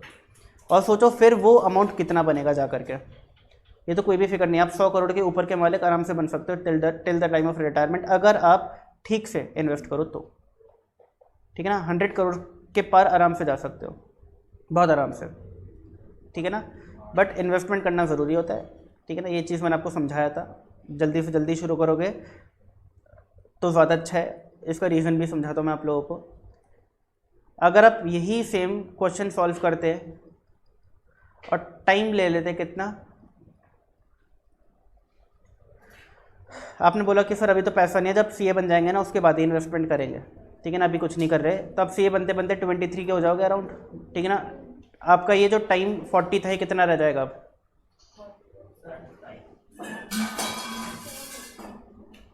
कितना रह जाएगा, 37। अब आप इसका अमाउंट निकालोगे ना तो देखना कितना ज़्यादा फर्क आएगा। टाइम गैप जो है वो 3 साल का है सिर्फ, बट इस 3 साल में आपने कितना लूज़ किया वो सोच लो, करके देख लो। अच्छा, एक काम किया करो, मैं आप लोगों को एक ट्रिक और बता रहा हूँ, सुनो। जब आप 1.17 इंटू इज इक्वल टू एक बार प्रेस करते हो, तो आप 1.17 का स्क्वायर निकाल लेते हो, और आपके कैलकुलेटर में यहाँ पे पता है क्या लिखा आता है, 03। फिर जब आप एक और बार इज इक्वल टू प्रेस करते हो तो आप 1.17 का क्यूब निकाल लेते हो, और आपके कैलकुलेटर में यहाँ पे लिखा आता है 04। यानी कि पावर और इस नंबर में 1 का फ़र्क है, और ये नंबर 1 ज़्यादा चल रहा है। तो अगर मुझे पावर 37 चाहिए, तो यहाँ पे क्या नंबर आ जाना चाहिए, 38। तो आप तब तक इक्वल टू प्रेस करो जब तक यहाँ पे 38 नहीं आ जाता। जैसे 38 आ गया, आप समझ जाना कि आपने 37 पावर जो है वो निकाल ली है।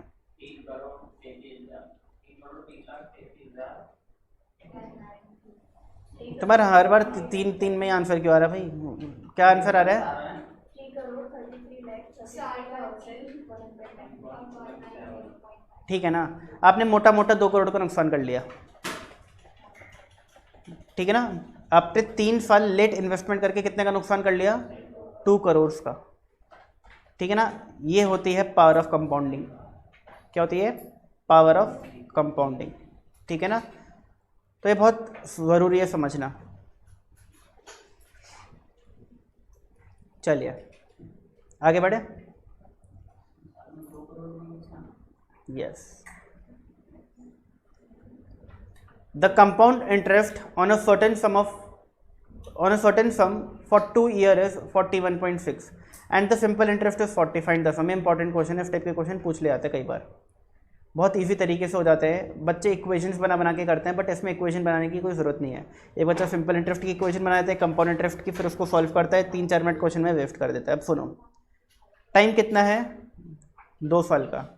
क्वेश्चन क्या कह रहे हैं, compound interest on a certain सम, यानी प्रिंसिपल नहीं पता, सर्टेन सम लिख दिया उसकी जगह। कंपाउंड इंटरेस्ट 2 सालों का कितना है, 41.6, यानी अपने पहले साल कुछ प्रिंसिपल को इन्वेस्ट किया और 2 साल के लिए इन्वेस्ट किया, तो आपने जो कंपाउंड इंटरेस्ट अर्न किया वो था 41.60। और वहीं अगर आप इस पैसे को सेम रेट पर इन्वेस्ट करते 2 सालों के लिए, यानी टाइम भी सेम है बट सिंपल इंटरेस्ट पर इन्वेस्ट करते, तो आपके पास जो सिंपल इंटरेस्ट निकल करके आता वो होता 40। अगर 2 सालों का सिंपल इंटरेस्ट 40 तो 1 साल का कितना होगा, 20। अगर पहले साल का सिंपल इंटरेस्ट 20 तो पहले साल का कंपाउंड इंटरेस्ट कितना होगा।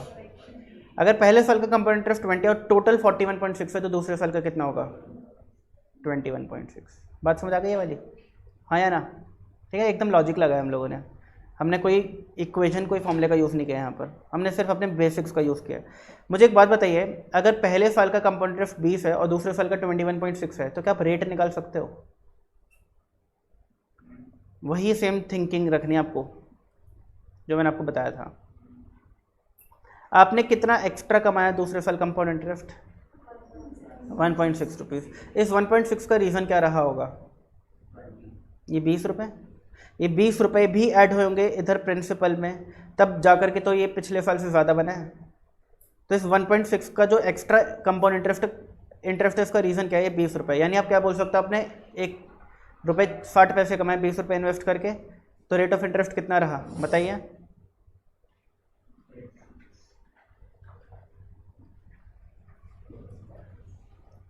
8%। आई बात समझ आप लोगों को, ठीक है ना। 8% रेट ऑफ इंटरेस्ट रहा होगा, ठीक है ना। और तभी आपने 8% ऑफ ₹20 कितना होता है, 1.6। तो आपने इधर 21.6 कमाए, क्योंकि जब आपने इस ईयर का इंटरेस्ट कैलकुलेशन किया होगा तो ये वाला इंटरेस्ट भी प्रिंसिपल में ऐड हो गया होगा, और इसी वजह से ये 1 रुपये 60 पैसे का फ़र्क आ रहा होगा। यानी 1 रुपये 60 पैसे आप किस पे कमा रहे हो, 20 रुपये पे कमा रहे हो। तो इससे आप क्या निकाल सकते हो, अपना रेट ऑफ इंटरेस्ट निकाल सकते हो। बात समझ आई आप लोगों को ये वाली, ये बहुत इंपॉर्टेंट चीज़ है, छोटी छोटी यही चीज़ें आपका क्वेश्चन 1 मिनट में सॉल्व करवाएंगी। इस क्वेश्चन को अगर आप इक्वेशन बना के करने लग गए तो 1 मिनट में कभी सॉल्व नहीं कर सकते। ओके, अब मुझे एक बात बताइए, अगर आपको रेट 8% पता चल चुका है और आपको 2 साल बाद का सिंपल इंटरेस्ट भी पता है, या फिर आप बोल सकते हो 1 साल का सिंपल इंटरेस्ट कितना होगा, 20 रुपये, और 20 रुपये कितना परसेंट है, 8% है, तो बताइए प्रिंसिपल क्या होगा।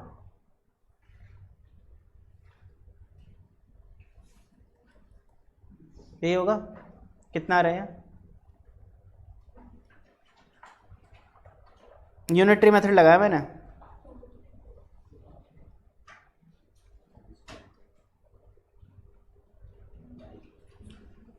यूनिटरी मेथड सुनो, इसको आप अगर ऐसे समझने में थोड़े कंफ्यूज हो रहे हो तो ऐसे भी समझ सकते हो। सुनो, सिंपल इंटरेस्ट पहले साल का 20 रुपये, simple interest is equal to principal into rate into time. कितना लूँ, अरे भाई जहाँ पे सिंपल इंटरेस्ट 1 साल का लिया तो टाइम भी तो वहाँ नहीं लूँगा, तो पी कितना हो जाएगा, 2000/8 कितना आ जाएगा,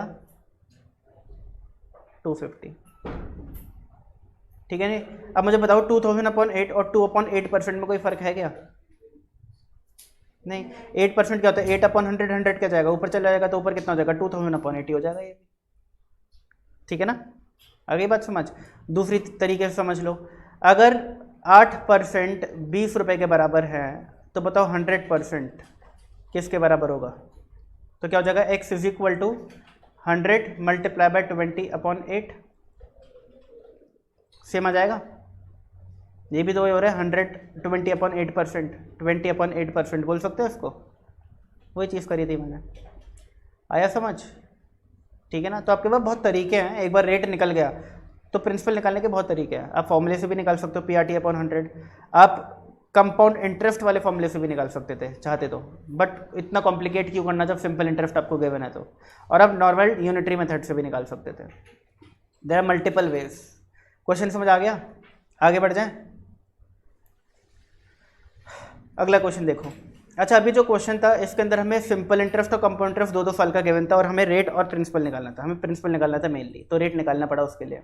ये जो क्वेश्चन है ये क्या है, in what time will 8000 amount to 8820 at rate of 5% per annum simple interest compounded yearly. यानी कि आपको प्रिंसिपल गिवन है, आपको अमाउंट गिवन है, आपको रेट गिवन है, आपको टाइम निकालना है। मोटी मोटी बात यह है। तो बताओ अमाउंट का फॉर्मूला क्या होता है? Amount is equal to principal 1 plus rate upon 100 into M करने की जरूरत नहीं है क्योंकि कंपाउंडेड ईयरली यानी M1 होगा। 100 इंटू 1 करो या ना करो बात एक ही है, और टाइम हमें पता नहीं है। मुझे बताइए 8820 अपॉन 8000 कितना होता है? 8000 जब इक्वल टू की दूसरी साइड जाएगा तो डिवाइड हो जाएगा 1.1025 और इक्वल टू के साइड क्या आएगा? याद करो क्या बताया था मैंने, इस स्टेप के बाद क्या करना होता है। हमेशा जब भी इस स्टेप में फंसोगे हमेशा एक ही चीज़ करनी है आप लोगों को। हमेशा वो चीज़ याद है आप लोगों को, दोनों तरफ सेम बेस कर दो। अगर इधर 1.05 बेस है तो इधर भी 1.05 बेस कर दो। बेस सेम हो गया। इधर पार टी है, इधर ऐसी पार ढूंढो कि 1.05 की अगर ये पार करी जाए तो ये आंसर आ जाए। तो हम इसकी जगह ये लिख सकते हैं फिर 2, यानी कि अगर 1.05 की पार्ट 2 करते हैं तो ये आ जाता है। तो इसकी जगह मैं ये चीज़ लिख सकता हूँ ना, इक्वल टू के लेफ्ट हैंड साइड पे। अब बताओ टाइम कितना आ गया? 2 ईयर्स। आई बातें कुछ याद? सब पढ़ चुके हैं हम लोग अच्छे से? ओके, समझ आ रहा है? ठीक है ना। हमेशा यही करना है जब भी आपको टाइम निकालना होगा। जब भी टाइम निकालना होगा आप हमेशा इसी स्टेप पे फंसोगे। और इस स्टेप के बाद आपको एक ही स्टेप याद करना है हमेशा कि भाई बेस सेम कर दो, और जो लेफ्ट हैंड साइड वाला बेस है उसकी कोई ना कोई ऐसी पावर ढूंढो कि जो प्रीवियस स्टेप में जो लेफ्ट हैंड साइड नंबर था इसके बराबर आ जाए आंसर। यानी कि ये पूरा का पूरा आंसर और ये आंसर सेम होना चाहिए, तभी आप इक्वल टू का लेफ्ट हैंड साइड चेंज कर सकते हो। और एक बार दोनों साइड बेस सेम हो गया और बीच में इक्वल टू का साइन यानी पावर भी सेम होगी। ये इंडिसेस की प्रॉपर्टी है, इंडिसेस चैप्टर में हमने पढ़ा था। अगला क्वेश्चन देखो, एग्जाम्पल 40। ये बेसिकली क्वेश्चन 40 होगा मेरी बुक का, यहाँ पे 40 भी आ गया साथ में। The time by which a sum of money would triple itself at 8% per annum compound interest is. हमने देखो डबल ट्रिपल वाला क्वेश्चन किया था, बट वो सिंपल इंटरेस्ट का किया था। ये है कंपाउंड इंटरेस्ट का। जब ये डबल ट्रिपल वाला क्वेश्चन आता है आपको एक चीज़ तो करनी ही करनी है, क्या? Principal 100 assume. अगर प्रिंसिपल 100 है तो अमाउंट कितना होगा जल्दी बताइए? 300। The time by which sum of money would triple itself is, यानी अगर 100 रुपये लगाए तो 300 कितने टाइम में हो जाएंगे? 1000 लगाए तो 3000 कितने टाइम में हो जाएंगे? 1 लाख लगाए तो 3 लाख कितने टाइम में हो जाएंगे? ठीक है ना। तो इसको हमेशा अज्यूम करो 100। तो ये अकॉर्डिंगली क्वेश्चन के हिसाब से देख लो कि ट्रिपल है, डबल है, 4 टाइम्स है, 5 टाइम्स है, उस हिसाब से आपका अमाउंट आ जाएगा। रेट कितना है? 8%। आपको निकालना क्या है? टाइम। अब ये क्वेश्चन पिछले क्वेश्चन जैसा बन गया, कोई फर्क थोड़ी ना। बताओ कोई फर्क है इस क्वेश्चन में पिछले क्वेश्चन में? 100 इधर जाएगा तो क्या हो जाएगा? ये 3, और इधर क्या हो जाएगा? 1.08 टू द पावर टी। अब क्या करना है? दोनों साइड 1.08 कर देना है। और अब 1.08 की कोई ऐसी पावर ढूंढो कि आंसर 3 या उसके आसपास आ जाए। बताओ जी।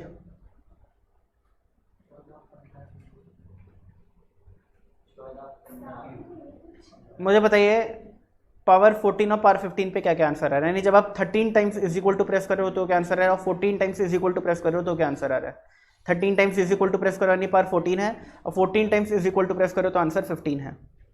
तो 1.08 इंटू इज इक्वल टू 14 बार प्रेस 13 बार प्रेस करने पे क्या आंसर आ रहा है?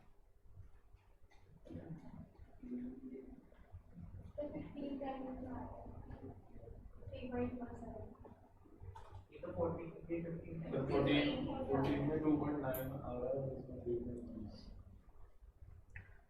2.9 और 3.1। अब इसके आगे कुछ कुछ और भी नंबर्स होंगे, वैसे कोई दिक्कत नहीं है। अब मुझे पता है कि यहाँ पे पार 14 नहीं है, क्योंकि पार 14 लिखने पे 3 नहीं आ रहा। पार 15 भी नहीं है, क्योंकि 15 लिखने पे भी 3 नहीं आ रहा। बट 14 और 15 के बीच में ऐसे कोई पावर पक्का होगी कि आंसर 3 आ जाए। ये चीज़ क्लियर है आप लोगों को? अब आप ऑप्शन ढूंढोगे कि ऐसा कौन सा ऑप्शन है जो 14 और 15 के बीच में है, और आपको एक ही ऑप्शन दिखेगा ऐसा हमेशा, और वो ऑप्शन सही हो जाएगा। ठीक है ना? यहाँ पे ऑप्शन ऐसे भी हो सकते थे 14.5 ईयर्स, 12.68 ईयर्स और कुछ ईयर्स। आपको देखना है कि 14 और 15 के बीच में कौन सा वाला साल है, जो भी ईयर होगा वो आपका राइट आंसर हो जाएगा। आगे बात समझ कैसे करना है क्वेश्चन? ठीक है जी। तो आप करेंगे क्या, 1.08 into is equal to press करते रहेंगे। कब तक प्रेस करेंगे? जब तक आपको ये नंबर ना मिल जाए। अगर नहीं मिलता, अगर एग्जैक्ट नंबर नहीं मिलता, तो देखो एक कम पावर और एक ज़्यादा पावर कौन सी है, यानी ऐसी पावर कौन सी है जैसे आंसर 3 से जस्ट कम आ रहा है, और ऐसी कौन सी पावर है जैसे आंसर 3 से जस्ट ज़्यादा आ रहा है। वो जो पावर्स है उनके बीच का एक आंसर आपको ऑप्शन में दिख जाएगा। आ गई बात समझ? क्या करना है आप लोगों को? हाँ जी, बात समझ आ गई? ये क्वेश्चन देखो, the population of a town increases every year by 2% of the population at the beginning of the year of that year. The number of year by which total increase of population is 40%। क्या बोल रहा है कि एक town है जैसे नोएडा, इसकी population हर साल 2% बढ़ जाती है, और 2% किसका 2%? अगर मैं सेकेंड ईयर की पॉपुलेशन निकाल रहा हूँ तो सेकेंड ईयर के बिगिनिंग में जो पॉपुलेशन है उसका 2%। 10th ईयर की पॉपुलेशन निकाल रहा हूँ तो 10th ईयर के बिगिनिंग में जो पॉपुलेशन है उसका 2%। यानी कंपाउंड इंटरेस्ट का क्वेश्चन है, सिंपल इंटरेस्ट का क्वेश्चन है, कंपाउंड इंटरेस्ट का क्वेश्चन है। ये बात समझ आ गई आप लोगों को? तो यहाँ पर जो बिगिनिंग ऑफ दैट ईयर जो वर्ड लिखी है, ये जो लाइन लिखी है, इसका ये हमें सिर्फ इतना बता रही है कि क्वेश्चन में कंपाउंडिंग करने है, ना कि सिंपल इंटरेस्ट वाला। कंपाउंड इंटरेस्ट का क्वेश्चन है। अब मैंने क्या बोला कि जब भी उस टाइप का क्वेश्चन आता है, अज्यूम कर लो कि प्रिंसिपल भी 100, यानी पॉपुलेशन एट बेस ईयर भी 100। अब पॉपुलेशन में कितना इंक्रीमेंट आ जाए? 40%, यानी कि अमाउंट कितना चाहिए हमें? 140। हम बोल सकते हैं ना कि पॉपुलेशन 40% बढ़ गई। रेट कितना है? 2%। क्या आप टाइम निकालोगे कितने साल लगेंगे इस काम को होने में? अब ये क्वेश्चन पिछले क्वेश्चन जैसे ही तो बन गया, जहाँ पे आप बोल सकते हो कि 140 अमाउंट है, 100 प्रिंसिपल है, 1 + 2/100 टू द पावर t। तो 1.4 is equal to 1.02 to the power t। तो क्या लिख देंगे हम इस स्टेज के बाद? 1.02 इज इक्वल टू 1.02। हमेशा याद रखना, बेस जो आपको दोनों साइड सेम लिखना है, वो हमेशा जिसमें पार्ट टी होगी ना वो वाला बेस लेना है। ये वाला बेस आपको इक्वल करना है। ऐसा नहीं कि 1.4 कर दिया, ये नहीं, ये अलाउड नहीं है। आपको बेस इक्वल जब करना है तो कौन सा वाला बेस लेना है जिसकी पावर में टाइम है, वो वाला बेस दोनों साइड लिखना है। तो अब आप क्या करेंगे? 1.02 multiply by is equal to press करते रहेंगे। कब तक करेंगे? जब तक आपको 1.4 के आसपास आंसर ना दिख जाए। 17। लो जी, आगे बात समझ कैसे करना है क्वेश्चंस? ठीक है ना? बाकी नॉर्मली क्वेश्चंस लॉग का यूज़ करके होता है, लॉगरिथम्स का यूज़ करके होता है, बट हमें उसकी कोई ज़रूरत नहीं है क्योंकि वो बहुत लंबा टाइम ले जाता है। हमें ट्रिक पता है, हम इस ट्रिक से करेंगे। यही वो ट्रिक्स हैं जो आपको सीए फाउंडेशन का एग्ज़ाम, मैथमेटिक्स का एग्ज़ाम पूरे 2 घंटे में 100 क्वेश्चंस करने पे थोड़ा सहायता करेंगी। वरना अगर आप नॉर्मल तरीके से क्वेश्चन को करने लग गए तो आप कभी कर ही नहीं सकते 2 घंटे में पूरा मैथ्स का पेपर सॉल्व, कभी नहीं कर सकते।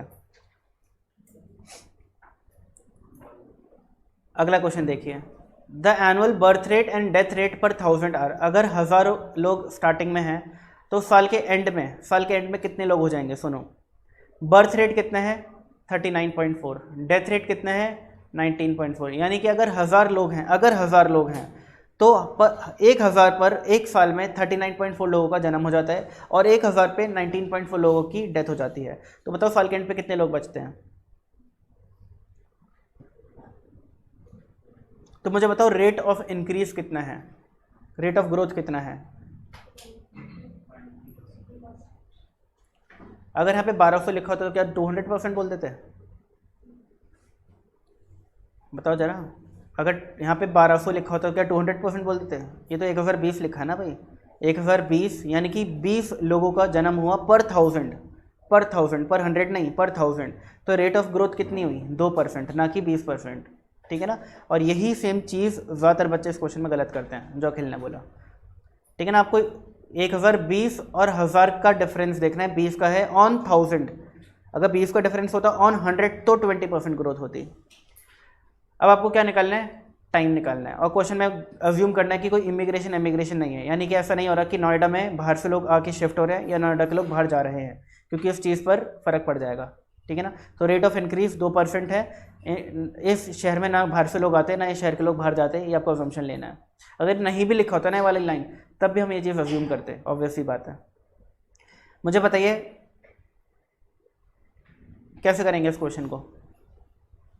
आपको क्या करना है, कितने टाइम में पॉपुलेशन क्या हो जाएगी, डबल हो जाएगी। तो अगर ईयर स्टार्टिंग में पॉपुलेशन 100 है तो हमें देखना है कि कितने टाइम में 200 हो जाएगी, ये देखना है, बताओ हाँ या ना। अगर 1000 है तो कितने टाइम में 2000 हो जाएगी, कुछ भी ले सकते हो, कुछ भी ले सकते हो।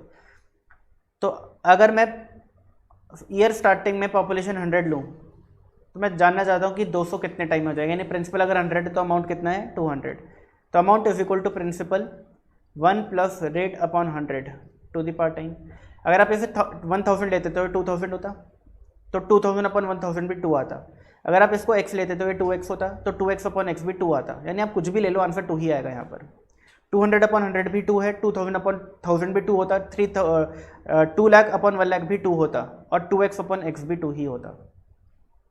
1.02 टू द पावर टाइम। क्या करना है, 1.02 दोनों साइड लिख देना है,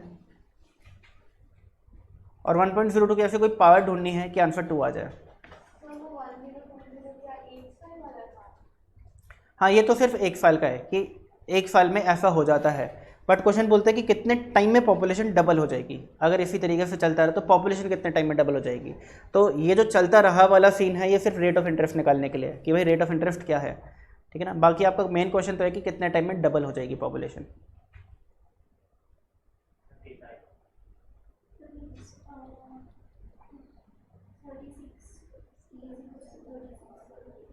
मुझे एक बात बताइए, जब आप इज इक्वल टू को 34 टाइम्स प्रेस करते हो, यानी कि मोटी मोटी बात 1.02 टू द पावर 35, तो कितना आंसर आ रहा है 35 टाइम्स जब प्रेस किया तो आपका आंसर कितना आ रहा है 2.03987। ठीक है। और एक कम बार 34 टाइम्स जब प्रेस 34 टाइम्स जब प्रेस किया तो कितना आ रहा था 1.9992 अब मुझे एक बात बताइए, ये दो आंसर्स आपको सही लग रहे हैं, दोनों ही 2 के नज़दीक हैं, दोनों ही 2 के नज़दीक है, बट ज़्यादा नज़दीक कौन सा है। अब आप क्या करो 2 और इसका डिफरेंस देखो, 2 और इसका डिफरेंस देखो, देखो किसका डिफरेंस कम आ रहा है, किसका कम आएगा, ऊपर वाले का कम आएगा। वो डिफरेंस कितना आएगा 0.0000 समथिंग आएगा वो डिफरेंस। तो हम क्या बोलेंगे कि ये ज़्यादा 2 के नज़दीक है। तो हाँ बोलो, पहली बात तो देखो 36 ईयर्स ऑप्शन में नहीं है, ठीक है ना, पहली बात तो वो। और दूसरी बात, जब भी ऐसी सिचुएशन फंसे तो आपको हमेशा देखना है कि कौन सा आंसर ज़्यादा नज़दीक है इस 2 के, जिसके बराबर आप करना चाहते हो। जो ज़्यादा नज़दीक होगा वो सही आंसर होगा, ठीक है ना। और इस केस में पहला वाला आंसर ज़्यादा नज़दीक है। आगे बात समझ,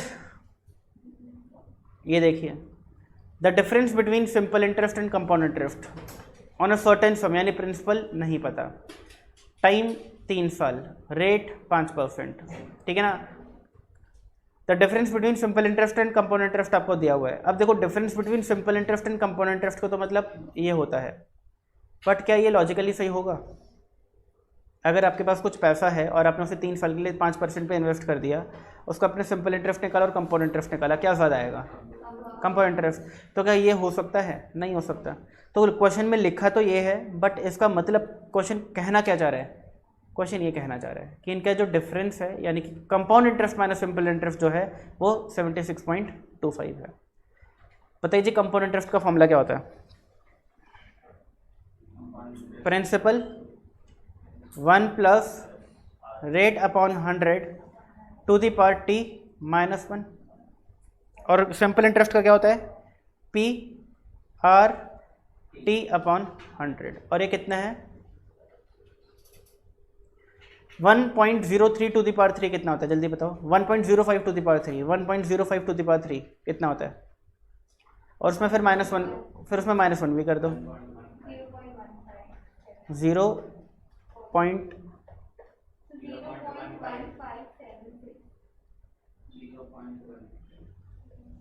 और 15/100 0.15, ये हो जाएगा। इनका डिफरेंस कितना होता है? आपको है ना थोड़ा और ज़्यादा लेना है यहाँ पर, 25 बिलो, और एक्यूरेट आंसर आएगा आपका।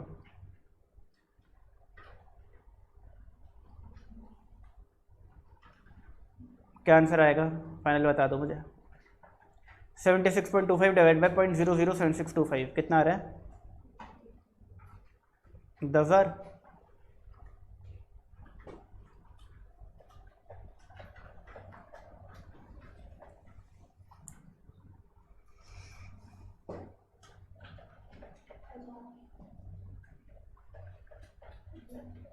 सेवेंटी 76.25 डिवाइड बाई 0.007625 करना है, कितना आ रहा है? 1,000, 10,000, ठीक है। ठीक है, तो ऑप्शन आ गया 10,000। समझ आया? इजी क्वेश्चन है, भी मुश्किल तो नहीं बोल सकते इसको हम।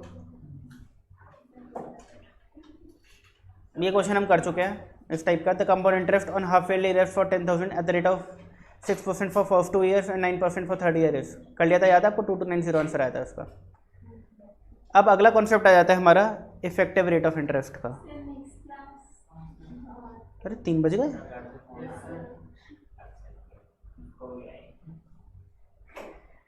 ओह माय गॉड, पता ही नहीं चला, मुझे लगा 1 घंटा हुआ होगा अभी।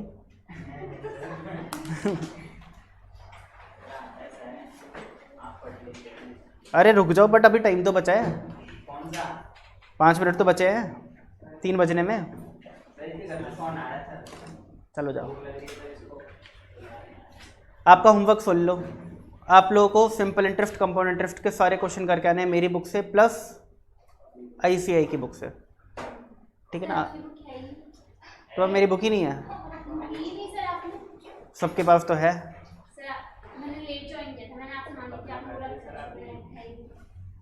ले लो फिर अभी।